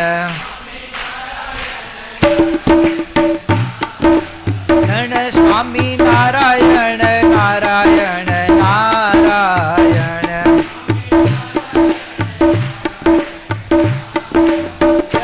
સ્વામિનારાયણ સ્વામિનારાયણ, સ્વામિનારાયણ સ્વામિનારાયણ, સ્વામિનારાયણ સ્વામિનારાયણ, સ્વામિનારાયણ સ્વામિનારાયણ,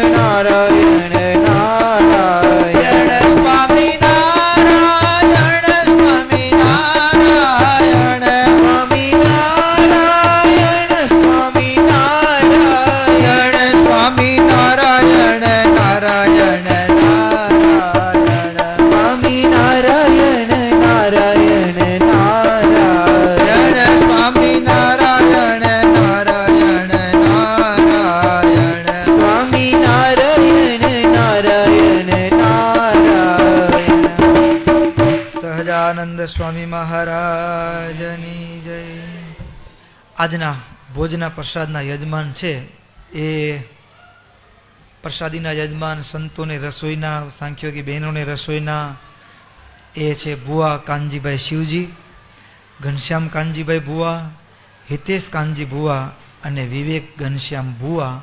આ પરિવાર પધારો સ્વામી પાસે, સ્વામી પુષ્પમાળા પહેરાવે.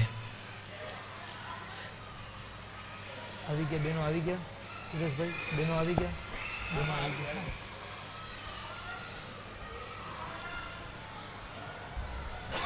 સરસ.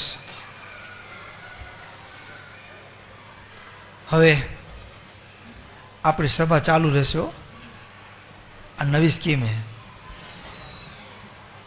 આ સ્કીમ તમને હમણાં સમજણ નહીં પડે. આ સ્કીમ એવી છે કે જય ન બોલાય ને ત્યાં સુધી બેનો ઉઠે નહીં, અને પછી બધા ભેગા થાય તો જમવામાં પછી 11 વાગી જાય છે. એટલે હવે બેનો બધા પ્રસાદ લેશે, આપણે નવરા શું કરશું? એટલે વળી કથા, સમજે ને?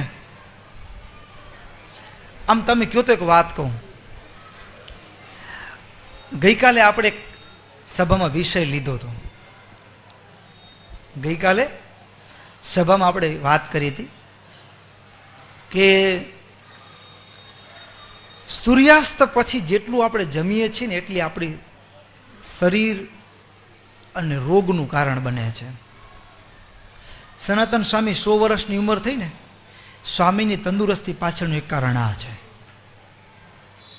સ્વામી લગભગ વર્ષોથી સાંજે ક્યારે જમ્યા જ નથી.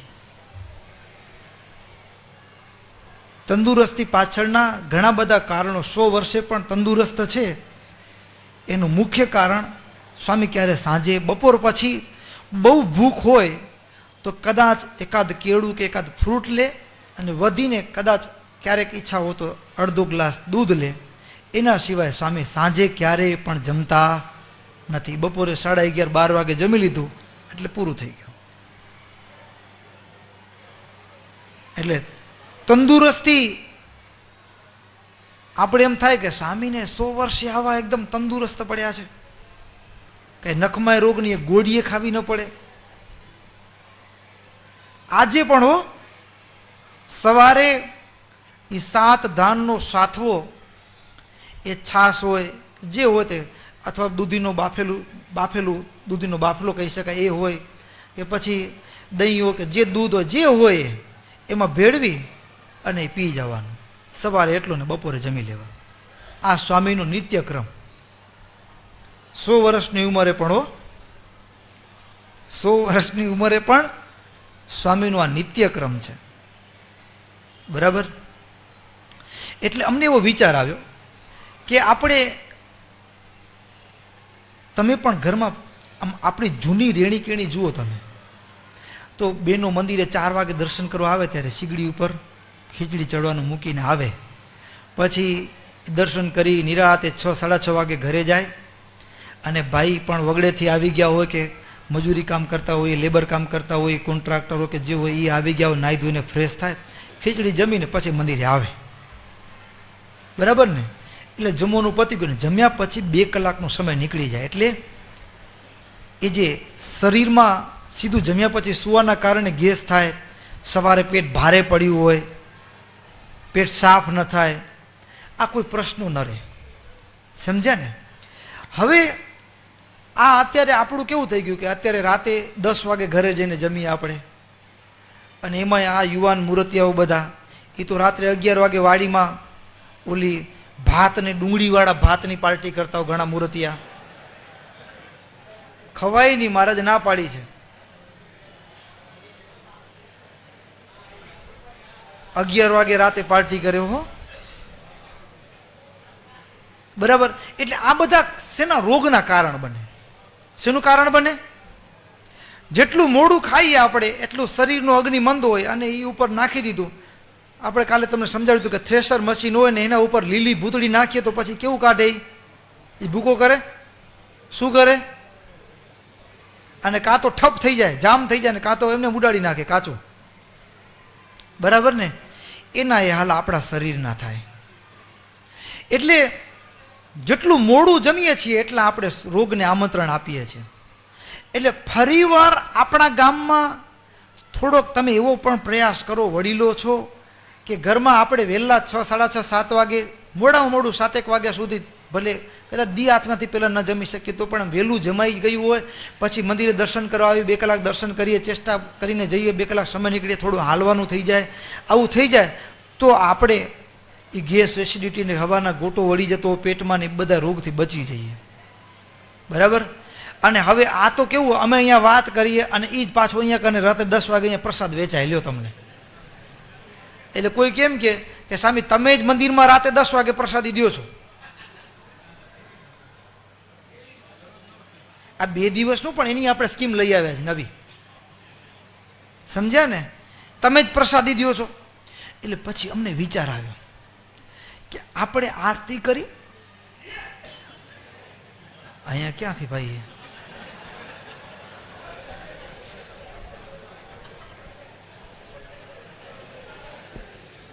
એ ઢોરા પકડવાની સ્કીમ વાળા ભેગા થઈ જજો, ઢોરા વધી ગયા પાછા.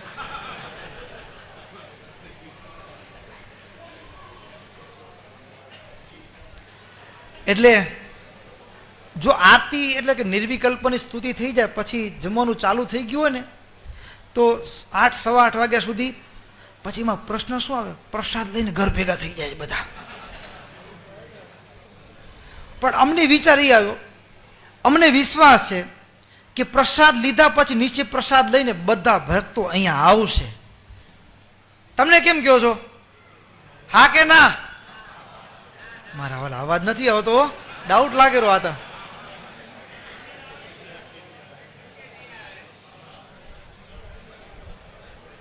તો શું થાય ખબર છે? જેમ જો અત્યારે આપણે પ્રસાદ લઈએ 9:30, 10, 10:30 થઈ જાય સાફ કરતા કરતા, 11 વાગી જાય. બરાબર. અને એની જગ્યાએ જો 8, 8:15 વાગે પ્રસાદ તમે ઘરે ન જાઓ, એની જગ્યાએ જમ્યા પછી સીધો પ્રસાદ પૂર્ણ થાય, જમવાનું પૂરું થાય એટલે સીધા ધીમે ધીમે ઉપર આવતા જઈએ, ચેષ્ટા બોલાતી એમાં જોઈન્ટ થઈ જઈએ, એમ કરતાં સીધી સભા ચાલુ થઈ જાય. તો આ બાજુ આખું 9:30, 10 વાગે સભા પૂરી થાય ને એટલે એકદમ સાફ બધું.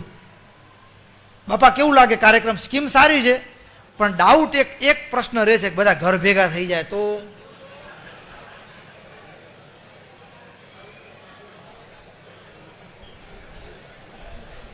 આ તો કેને જેવી વાત છે ખબર છે? આમ તો દ્રષ્ટાંત ફિટ નથી બેસતું એકદમ, પણ તોય કહી દઉં.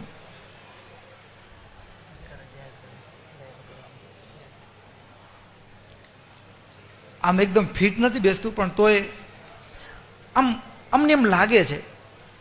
તમને કથામાં કંટાળો આવે છે? નથી આવતો ને? તો તમે આવો જ કથામાં, ના આવો? તમે એક વખત પ્રયાસ કરો. કદાચ એવું છે કે જમ્યા પછી ઊંઘ આવ્યો, એ વાત ખરી છે, એ વાત ખરી, પણ આપણે છૂટ દઈ છીએ. તમે આપણી કથામાં ઝોલા ખાવાની છૂટી. ભીખા બાપા કેમ લાગે આ વાત? આમ થાય સારું ન થાય? થાય સારું, અને શરીર માટે સારું, આપણા બધા માટે સારું થાય. સમજ્યા ને? વ્યવસ્થાની રીતે સારું, પણ પછી એટલે એવું એ આપણે શીખવાડ્યું હોય ને 2 કોડિયા ઓછું ખાવાનું. આ ભગત કે બઈ ન શકે જમ્યા પછી. સુવાની છૂટી થઈ છે ને આપણે બેઠે બેઠે ઝોલું ખાવાનું. તમને ઊંઘ નહીં આવે, એ વક્તા ઉપર આધાર રાખે. વક્તા રસ બરાબર પીરસતા હોય તો ઊંઘ ના આવે, અને માણસ ગમે એટલો થાકેલો હોય ને રસની વાત આવે તો કેવો સાવધાન થઈ જાય. અને હાવ બરાબર ફ્રેશ હોય ને વક્તા આળસું ને એવી વાતો કરતો હોય તોય ઊંઘ આવી જાય. બરાબર. પણ જો આખી સભા તાળી વગાડીને અનુમોદન આપતી હોય તો કાલે આપણે આવો એક અખતરો કરીએ.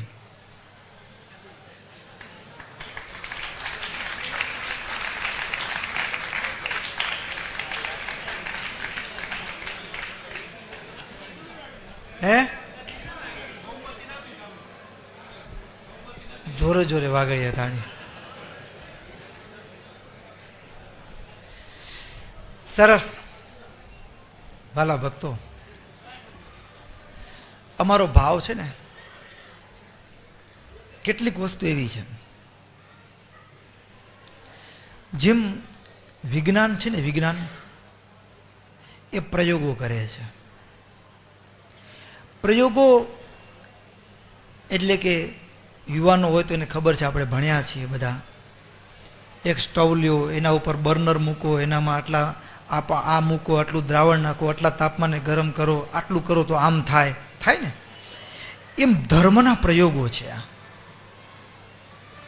તમે ખાલી તમારા જીવનમાં પ્રેક્ટિકલ અનુભવ કરજો. તમે રોજ સાંજે 7 વાગે જમી લેજો અને સુવાનું 10 વાગે જ રાખજો.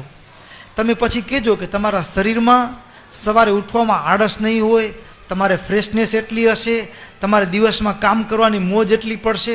તમે પોતે આમ અનુભવશો. એક દિવસ નહીં, થોડુંક 4-5 દિવસ કે અઠવાડિયા સુધી આમ ચલાવજો, પછી તમે કહેજો. આપણે ધર્મને પ્રેક્ટિકલ કરીએ. શું કરીએ? થિયરિકલ નહીં, વાતો નહીં કેવળ, સમજ્યા ને? ધર્મને આચરણમાં મૂકી અને થોડોક પ્રયોગ કરશું ને તો ધર્મનું રિઝલ્ટ દેખાશે. અને ધર્મનું રિઝલ્ટ એવું દેખાશે કે તમને પોતાને એમ થશે કે ના, શાસ્ત્રોમાં કીધું છે સત્ય છે. તમને પોતાને મોજ ચડી જશે. સમજ્યા ને? એટલે એવો પ્રયાસ કરીએ. એના માટે અમે આ પ્રસ્તાવ મૂક્યો છે. બીજું, યુવાનો, અમે તો કીધું હતું, સભામાં કીધું હતું કે આપણે ઢોર પકડવાનું અભિયાન ચલાવ્યું ને, અત્યારે તો ઘણીક વખત ગેરસમજણ કે જે હશે એ થોડીક ઘણી ગાયો માલિકીની છે, રસ્તા ઉપર ફરે છે. પણ આપણે તે દિવસે સભામાં વાત કરી હતી કે આ તો ચિનગારી છે, અને ચિનગારી એ તાલુકા, જિલ્લા, રાજ્ય અને રાષ્ટ્ર લેવલે આગ બની જશે. શું બની જશે? આ ચિનગારી આગ બનશે, અને એ આગ બનવાની શરૂઆત થઈ ગઈ છે.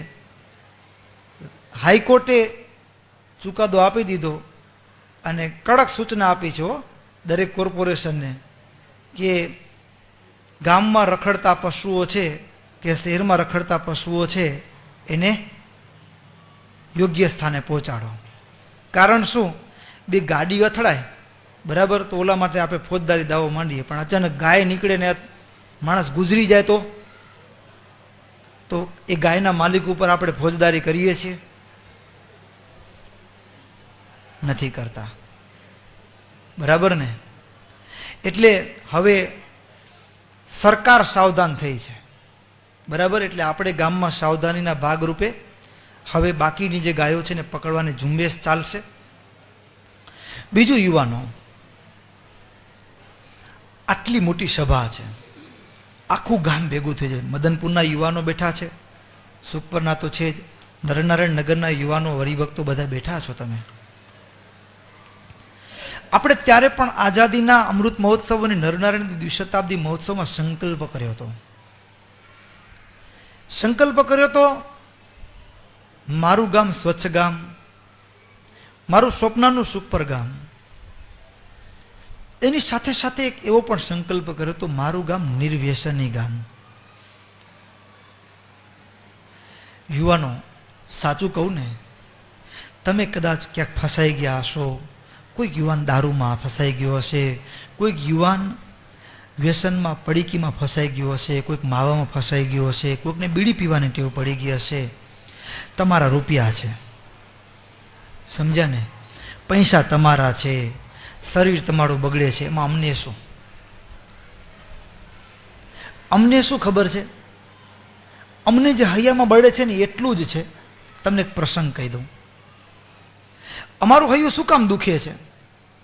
અમારું હૈયું શું કામ રડે છે? એક પ્રસંગ, વડોદરાની બનેલી ઘટના છે, ધ્યાનથી સાંભળજો બધા. તમારા હૈયામાંથી હા પડે ને તો આપણે આ સુપરને નિર્વ્યસની ગામ બનાવવું છે. તમારા હૈયામાંથી હા પડશે, અંદરથી એકરાર થશે કે ના, મારે મૂકવું છે. હું તમને બીવડાવવા માટે નથી કહેતો, પણ તમારી હૃદય વીણાના તમારા અંતરાત્માને જગાડવા માટેની એક વાત કરું છું. વડોદરાનો પ્રસંગ છે.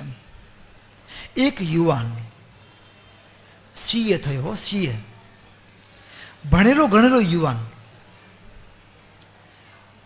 અને સીએ થયા પછીની પ્રેક્ટિસ પણ બહુ સારી ચાલતી હતી, કમાણી બહુ સારી. પણ કેવું થયું, શક પણ ઉંમર થાય એટલે સેજ એમ થાય કે કોઈક સારું પાત્ર મળી જાય.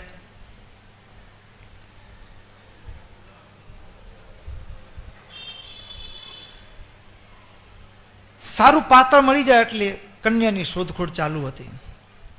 બીજી બાજુ વડોદરાની અંદર જ એક પરિવાર, એ પણ સુખી સંપન્ન પરિવાર, એકની એક દીકરી, સંતાનમાં એક જ દીકરી, અને દીકરી એક જ લાડે કોડે ઉછરેલી, દીકરાની પેઠે એના મા બાપે એનું પોષણ કરેલું, ઉછેર કરેલો. દીકરી એમએ બીએડ થયેલી, એટલે કે શિક્ષક, અને દીકરી માટે પણ કોઈ સારું પાત્રનો પરિવાર શોધતો હતો. અને એમાં વાત કરતા આજે સીએ થયેલો યુવાન, એ વાત બંનેના પરિવાર વચ્ચે ચર્ચા થઈ. અત્યારનો સમય છે એટલે પરિવારના બંને પરિવારે નક્કી કર્યું કે આપણે નક્કી કરીએ એના કરતાં તમારો દીકરો ને અમારી દીકરી એ બંને એકબીજાને મળે, એ બંનેના વિચારો ભળે, એને યોગ્ય લાગે તો આપણે આગળ વધીએ. એટલે બંને, એટલે કે દીકરા અને દીકરીને, દીકરી સાથેની બેનપણીઓ હતી, અને ભાઈ થોડા બારે ગયા. માતા પિતા ભેગા હોતું ઘણું પૂછવાની વસ્તુ ન પણ પૂછી શકાય. બારે ગયા. કમાતી બાગ છે, ત્યાં રેસ્ટોરન્ટ છે વડોદરામાં. રેસ્ટોરન્ટમાં થોડો નાસ્તો કર્યો. નાસ્તો કરી, હજી તો સગાઈ નથી થઈ, સગાઈની વાત કરવા માટે કે એકબીજાને કંઈ પૂછપરછ, એનો સ્વભાવ કેવો છે થોડું જાણી શકાય એના માટે ભેગા થયા હતા. નાસ્તો કર્યો, બધા મજા આવી. છોકરીને છોકરો પસંદ પડી ગયો, છોકરાને છોકરી પસંદ પડી ગઈ, સ્વભાવ બંનેનો સારો લાગ્યો એકબીજાને. પણ છોકરાએ છેલ્લે નાસ્તો કર્યા પછી ખીચામાંથી એક પડીકી કાઢી, હાથમાં લીધી, છોકરાએ પડીકી ખાધી. સાંભળજો ધ્યાનથી વાત. છોકરાએ પડીકી ખાધી, દીકરીને બધું ગમ્યું. છોકરાનો ધંધો સારો હતો, કમાણી સારી હતી, પરિવાર સારો હતો, ઘરનું ઘર હતું પોતાનું. પણ છોકરો એ તમાકુ ખાધું ને એ છોકરીને પસંદ ન પડ્યું. દીકરી ઘરે આવી અને બાપાએ પૂછ્યું કેમ દીકરો પસંદ પડ્યો, છોકરો પસંદ પડ્યો? એટલે દીકરી એમ કીધું કે બાપા બધી રીતે યોગ્ય છે, છોકરો બરાબર છે, ગુણિયલ છે, બધું સારું, પણ બાપાએ પડીકી ખાય છે. એટલે બાપે એમ કીધું કે દીકરી, પડીકી તો આજે સામાન્ય કહેવાય, આવી નાની પડીકી જેવી બાબતમાં તું હઠ લઈશ તો સારો છોકરો હાથમાંથી નીકળી જશે. દારૂ તો નથી ને? છોકરીને ઈચ્છા નહોતી, પણ કમ અને એ છોકરીએ એના પિતાએ કીધું એટલે એને હા પાડી. શક પણ થયા. છોકરીને મન મનાવી લીધું કે હું મારા પતિને સમજાવીશ, ધીમે ધીમે છોડી દેશે, ધીમે ધીમે છોડી દેશે એવા ભાવ સાથે એને લગ્ન થયા. લગ્ન થયા પછી ધીમે ધીમે પત્નીએ, છોકરી એના પતિને કહે તમે આ તમાકુ ખાવ છો, છોડી દો ને. એટલે પતિ વાત ફેરવી નાખે, તું મૂકને એવી ઝંઝટ. અત્યારે ધીમે ધીમે ગ્રસ્ત જીવન આગળ વધવા માંડ્યું. એમના ઘરે એક દીકરીનો જન્મ થયો. દીકરીએ ધીમે ધીમે મોટી થવા લાગી. લગ્ન જીવનને 5 વર્ષ થયા. બીજા બાળકનો જન્મ થયો, દીકરાનો. પછી બધી રીતે 85% સાનુકૂળ હતું. આબુ ફરવા ગયા. આબુ ફરવા ગયા એટલે આવો વેલસેટ માણસ અને એક લારી ઉપર પડીકી લેતો એટલે કેવું લાગે. એટલે જે જગ્યાએ હોટલમાં ઉતારો કર્યો હતો એ જગ્યાએ પત્ની એમ કીધું, બે છોકરાઓ હતા, છોકરા સૂઈ ગયા હતા હોટલમાં, ને કીધું કે તમે શું ખાઓ છો, તમે મૂકી દો ને, હવે આટલી પડીકી માટે તમે પડીકીના ગુલામ છો. એટલે પત્ની વારે વારે પડીકી છોડવાની વાત કરે ને, તમાકુ છોડવાની વાત કરે, એટલે પછી પતિ થોડાક ગુસ્સામાં આવી ગયા કે તું વારે વારે આ ઝંઝટ, આની આ વાત લઈ આવે, તું તને ખબર છે આ પડીકીના કારણે હું સીએ થયો છું. લ્યો, જ્યારે હું 12મા ધોરણમાં હતો, હું વાંચવા બેસતો, મને કંટાળો આવતો, ત્યારે પડીકી ખાઉં ત્યારે મારા મનમાં કીક લાગે ને હું વાંચવા બેસું ને મારું મન ફટાક દેતા ને મન લાગી જાય ભણવામાં. અને હું પડીકીના સારે મહેનત કરીને સીએ થયો છું. 12મા ધોરણમાં સારા ટકા આવ્યા. હું પરીક્ષાના પેપરમાં તમાકુ મારા મોઢામાં પડીકી હતી અને શિક્ષકે એમ કીધું કે થૂકી આવો. હું બારે કાઢવા ગયો, પછી પેપર લખવા બેઠું, મારું પેપર લખી ન શક્યો, અને પછી મારું માથું નાખી અને પેપર ઉપર હું સૂઈ ગયો. માથું દુખવા લાગ્યું, મને બેચેની થઈ. સુપરવાઇઝરને દયા આવી અને એને ફરી મને પડીકી ખાવાની છૂટ દીધી. હું પડીકી ખાધીને મારા મનમાં કીક લાગીને પેપર લખ્યું અને ફર્સ્ટ ક્લાસ પેપર લખી શક્યો અને હું પાસ થઈ ગયો. અને સીએમાં પણ ફર્સ્ટ ટ્રાય પાસ થયો. એનું જો કોઈ કારણ હોય તો આ પડીકી છે. તું વારે વારે પડીકી મૂકી દે, પડીકી મૂકી દે. એકની એક વાત રામાયણ લઈને ઊભી છે. પત્ની ચૂપ થઈ ગઈ. પાછા ઘરે આવી ગયા. ઘરે આવ્યા પછી નાનો દીકરો હતો ને, એને 1 વર્ષ થયું. એના 1 વર્ષનું જન્મદિવસનું સેલિબ્રેશન રાખ્યું. નાના નાના આજુબાજુના છોકરાઓને બધાને આમંત્રણ આપ્યું. એટલે કેવું હોય, કેક કાપતા ને બધું કરતા હોય ને, એટલે નાના છોકરાના હાથે પકડી માએ તેડી કેક કપાવડાવી અને છોકરાનો હાથ પકડીને એ છોકરાના હાથે જ બાપાના મોઢામાં કેક આપવી. એવી રીતે છોકરાના હાથ પકડીને બાપાના મોઢા પાસે કેક લઈ ગયા. પણ કેવું હતું, બાપાનું મોઢું ખુલતું નહોતું, માંડ એક આંગળ ખુલતો હતો. હવે કેક, આટલા બધા બીજા સંબંધીઓ મહેમાનો પણ હતા બીજા, અને એની વચ્ચે મોઢા આગળ કેક મૂકી, મોઢું ખુલ્યું નહીં, એટલે બધાની વચ્ચે ઇન્સલ્ટ ન થઈ જાય, પતિનું સન્માન તો રહેવું જોઈએ ને.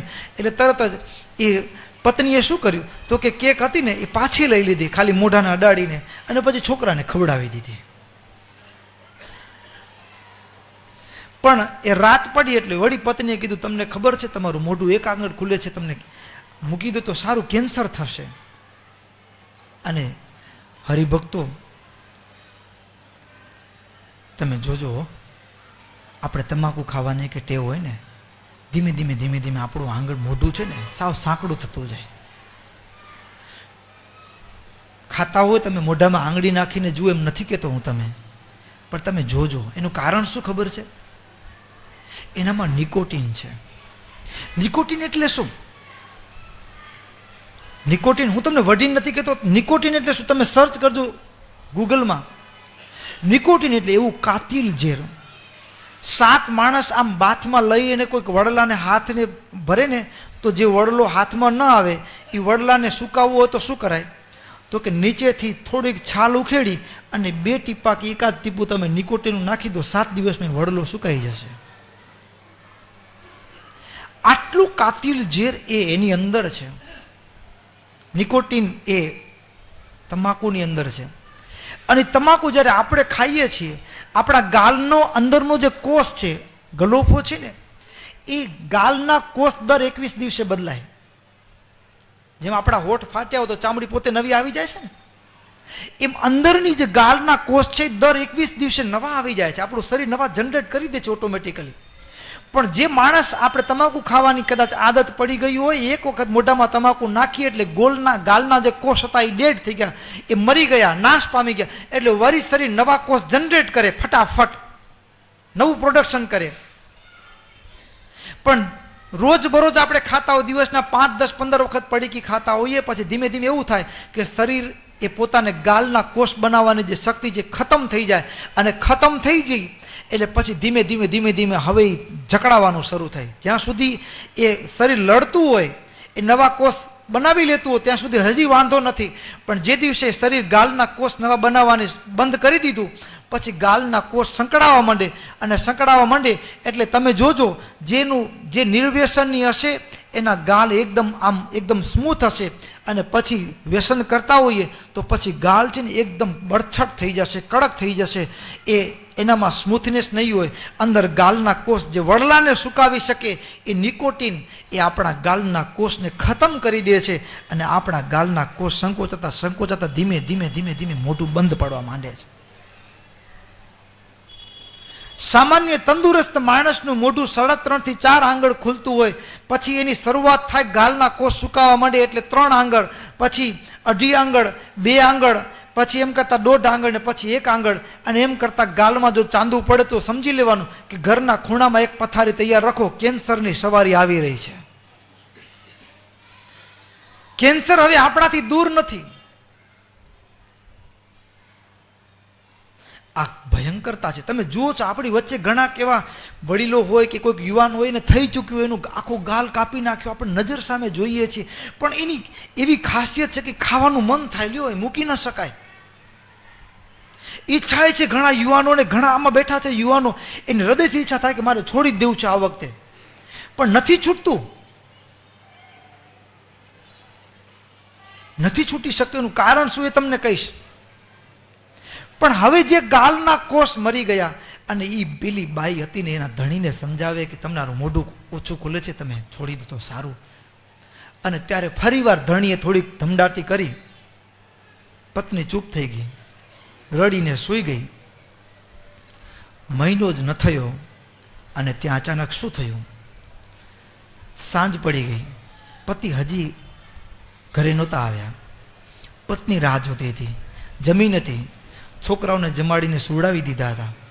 પથારી ઉપર બેઠી હતી, અને પથારી ઉપર પતિની રાહ જોતી જોતી બેઠી હતી. ઘરનો દરવાજો ખુલ્લો હતો, અને એમાં એને ઝોલું આવી ગયું.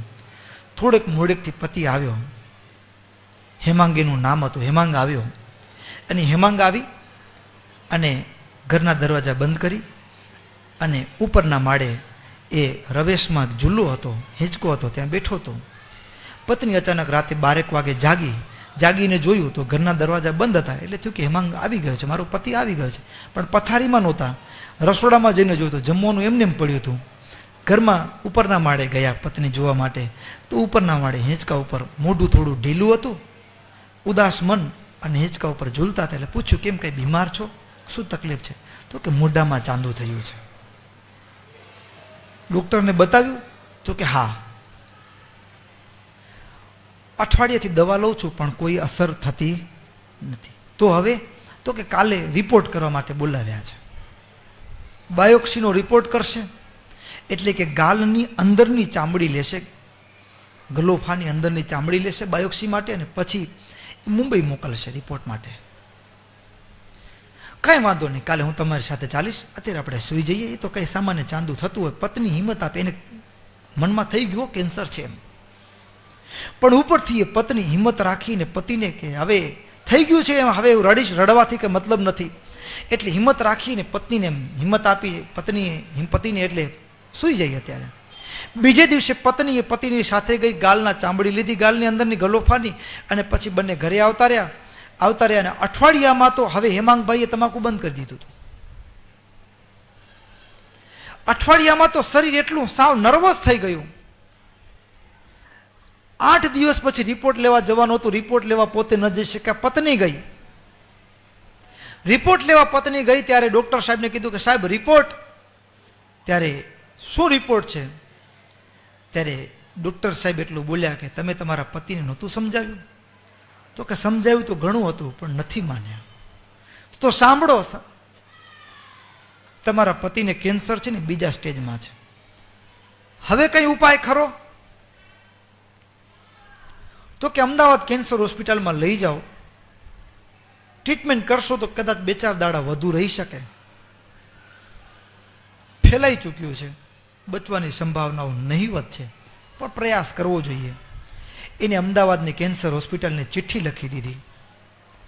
પત્ની રાત ગાડી કરી 2 છોકરાઓને ભેગા લઈ અને અમદાવાદ આવી ગઈ. કેન્સર હોસ્પિટલમાં દાખલ થયા. ટ્રીટમેન્ટ શરૂ થઈ. ટ્રીટમેન્ટ ચાલતી હતી. પત્ની હિંમત રાખી અને એને સાથ આપતી હતી. અને એમાં ધીમે ધીમે ધીમે ધીમે હવે દવાઓ કોઈ લાગુ પડતી નથી. અને સ્વામિનારાયણ મંદિરમાં પત્ની જઈ પ્રસાદીનું જળ લઈ આવી હતી. પ્રસાદીનું જળ પણ એ હેમાંગને દરરોજ પીવડાવતી હતી. અને એક દિવસ એ હેમાંગનું માથું ખોળામાં છે. ફક્ત 7 વર્ષના ગ્રસ્ત જીવનની અંદર એ હેમાંગનું માથું ખોળામાં છે.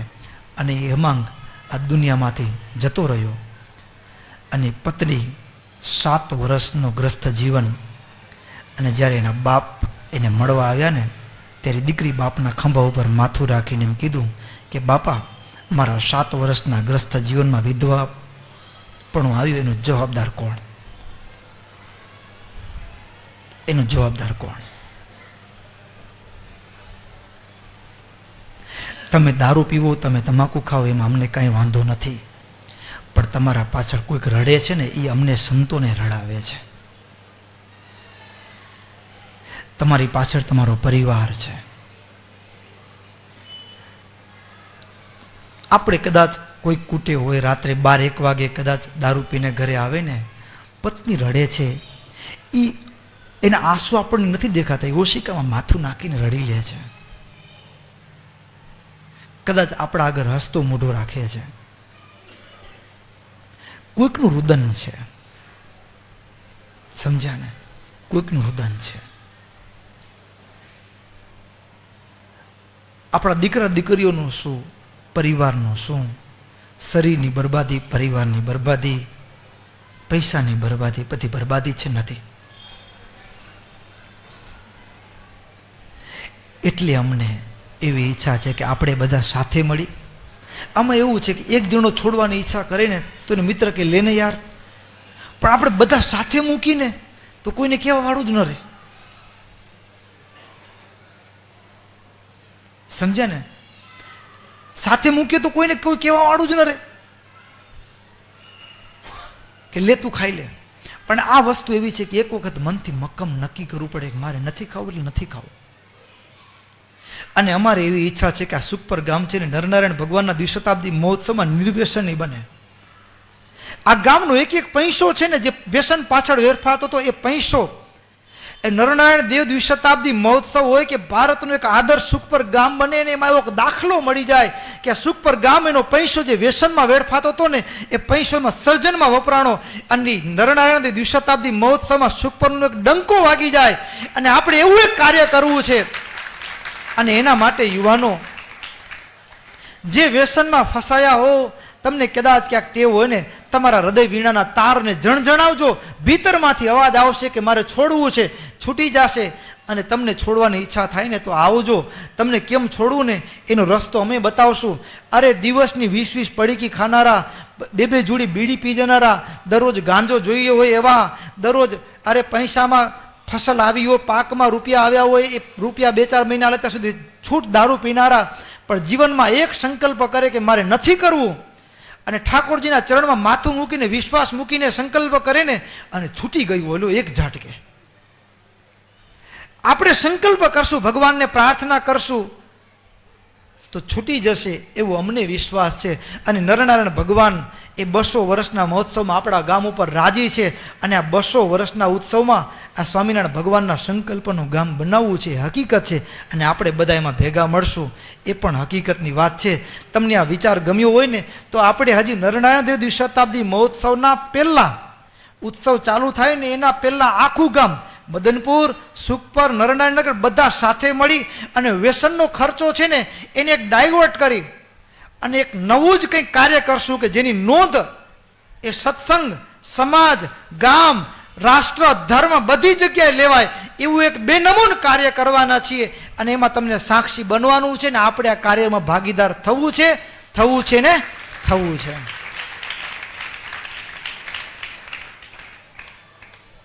કેટલીય બેન દીકરીના આંખના આંસુ બુજાઈ જશે ને આશીર્વાદ ફળી જશે. બરાબર ને? આ કાર્ય આપણે કરવું છે અને કરશું, એ 100%ની વાત છે. વાલા ભક્તો, ઘણી વાત થઈ, હવે બહેનો જમી લીધું છે, ઓર્ડરે આવી ગયો છે. અને ખાસ એક આમંત્રણ છે, હાર્દિક આમંત્રણ. આત્મીય વંદે માતરમ સર નમસ્કાર. જનસેવા એ જ પ્રભુ સેવા અને સત્કર્મ એ જ ધર્મના સિદ્ધાંતથી દેશનો શ્રેષ્ઠ વહીવટ કરનાર યુગ પુરુષ, દેશના વડાપ્રધાન માનનીય શ્રી નરેન્દ્રભાઈ મોદી કચ્છ ભુજ પધારી રહ્યા છે. લોકાર્પણ અને ખાતમુહૂર્તનો પ્રસંગ છે. Smritivan memorial, Kutch Bhuj branch canal, Bhuj Bhimasar 4 માર્ગીય રસ્તાનું લોકાર્પણ એનું પણ કંઈક કરવાનું છે. 765 kV સબસ્ટેશન ભુજનું, સરહદ ડેરીનું ન્યૂ પ્લાન્ટ એનું પણ ઉદ્ઘાટન છે. રિજિયોનલ સાયન્સ સેન્ટર ભુજ એનું પણ છે. વીર બાળ સ્મારક અંજાર એનું પણ ઉદ્ઘાટન છે. ડૉક્ટર બાબા સાહેબ આંબેડકર ભવન એનું પણ ઉદ્ઘાટન છે, ખાતમુહૂર્ત છે, કોઈકનું લોકાર્પણ છે, કોઈકનું ખાતમુહૂર્ત છે. ગાંધીધામ તથા એક આંબેડકર ભવન ગાંધીધામનું છે અને વિકાસના અન્ય વિવિધ કામોની શુભ શરૂઆત આદરણીય વડાપ્રધાનશ્રીના હસ્તે થશે. તો આ નરેન્દ્રભાઈ મોદી એ ભુજ પધારી રહ્યા છે એટલે મોટી સંખ્યામાં, બહોળી સંખ્યામાં આપણા ગામના અને આપણા ગામની નોંધ આ સફાઈ અભિયાનની લેવાની છે. તાલુકા કક્ષાએ લેવાની છે, જિલ્લા કક્ષાએ લેવાની, રાજ્ય કક્ષાએ લેવાની છે. અને એટલા માટે ખાસ સૂચન પણ આપવામાં આવ્યું છે કે સુખપરમાં આ વખતે મોટી સંખ્યામાં સુખપરના એ ગ્રામજનો જોડાય અને સૌથી મોટું રાજીપાના ભાગરૂપે 2500 સુધીનું આપણને છૂટ આપી છે. નહીં તો બીજા ગામવાળાને 100 ને 200 ને આવવાની છૂટ આપી છે. બધા પડાપડી કરે છે, સમજ્યા ને. અને સુખપર ગામ માટે આવું લોક જાગૃતિ અને આવું જે ગામ જાગૃત હોય અને એવા ભાવ સાથે 2500 જણા માટેની એક વ્યવસ્થા, આ 2500 ગામજનોને પ્રવેશ માટેની વ્યવસ્થા આપણું ભાગ્ય છે કે જે બીજી જગ્યાએ 100 ને 150 ના આંકડા મળ્યા છે, એમાં 2500 મળ્યા છે આપણને, સમજ્યા ને. એટલા માટે મોટી સંખ્યામાં જોડાવાનું છે બધાને, બરાબર. અને અગાઉથી નામ પણ નોંધાવી લેજો. ચિંતા ન કરતા, ગાડી અહીંયાથી લેવા આવશે ને અહીંયા મૂકવા આવશે તમને. આવી વ્યવસ્થા રાખી છે, કારણ કે પાર્કિંગને બધા પ્રશ્નો થાય એટલા માટે. તો બસની વ્યવસ્થા છે. 28 તારીખ રવિવાર સવારે સમય 9 વાગ્યાનો છે. સ્થળ કચ્છ યુનિવર્સિટી પાસે છે અને આવી રીતે કાર્યક્રમમાં જોડાવાનું છે. અહીંયાથી 7:30 આપણે નીકળવાનું હશે, કારણ કે મોદી સાહેબ આવશે એટલે એમનું જે એરપોર્ટથી કરીને રસ્તો છે એમાં વચ્ચેમાં આપણે સ્વાગત માટે, સત્કાર માટે પણ જોડાવાનું છે. એટલા માટે આટલો કાર્યક્રમ હતો. અહીં કને આપણે સભાને પૂર્ણ કરીએ. શ્રીપતિમ શ્રીધરમ સર્વદેવેશ્વરમ ભક્તિધર્માત્મજમ વાસુદેવમ હરે માધવમ કેશવ કામદમ કારણમ સ્વામિનારાયણમ નીલકંઠમ ભજે સહજાનંદ સ્વામી મહારાજ.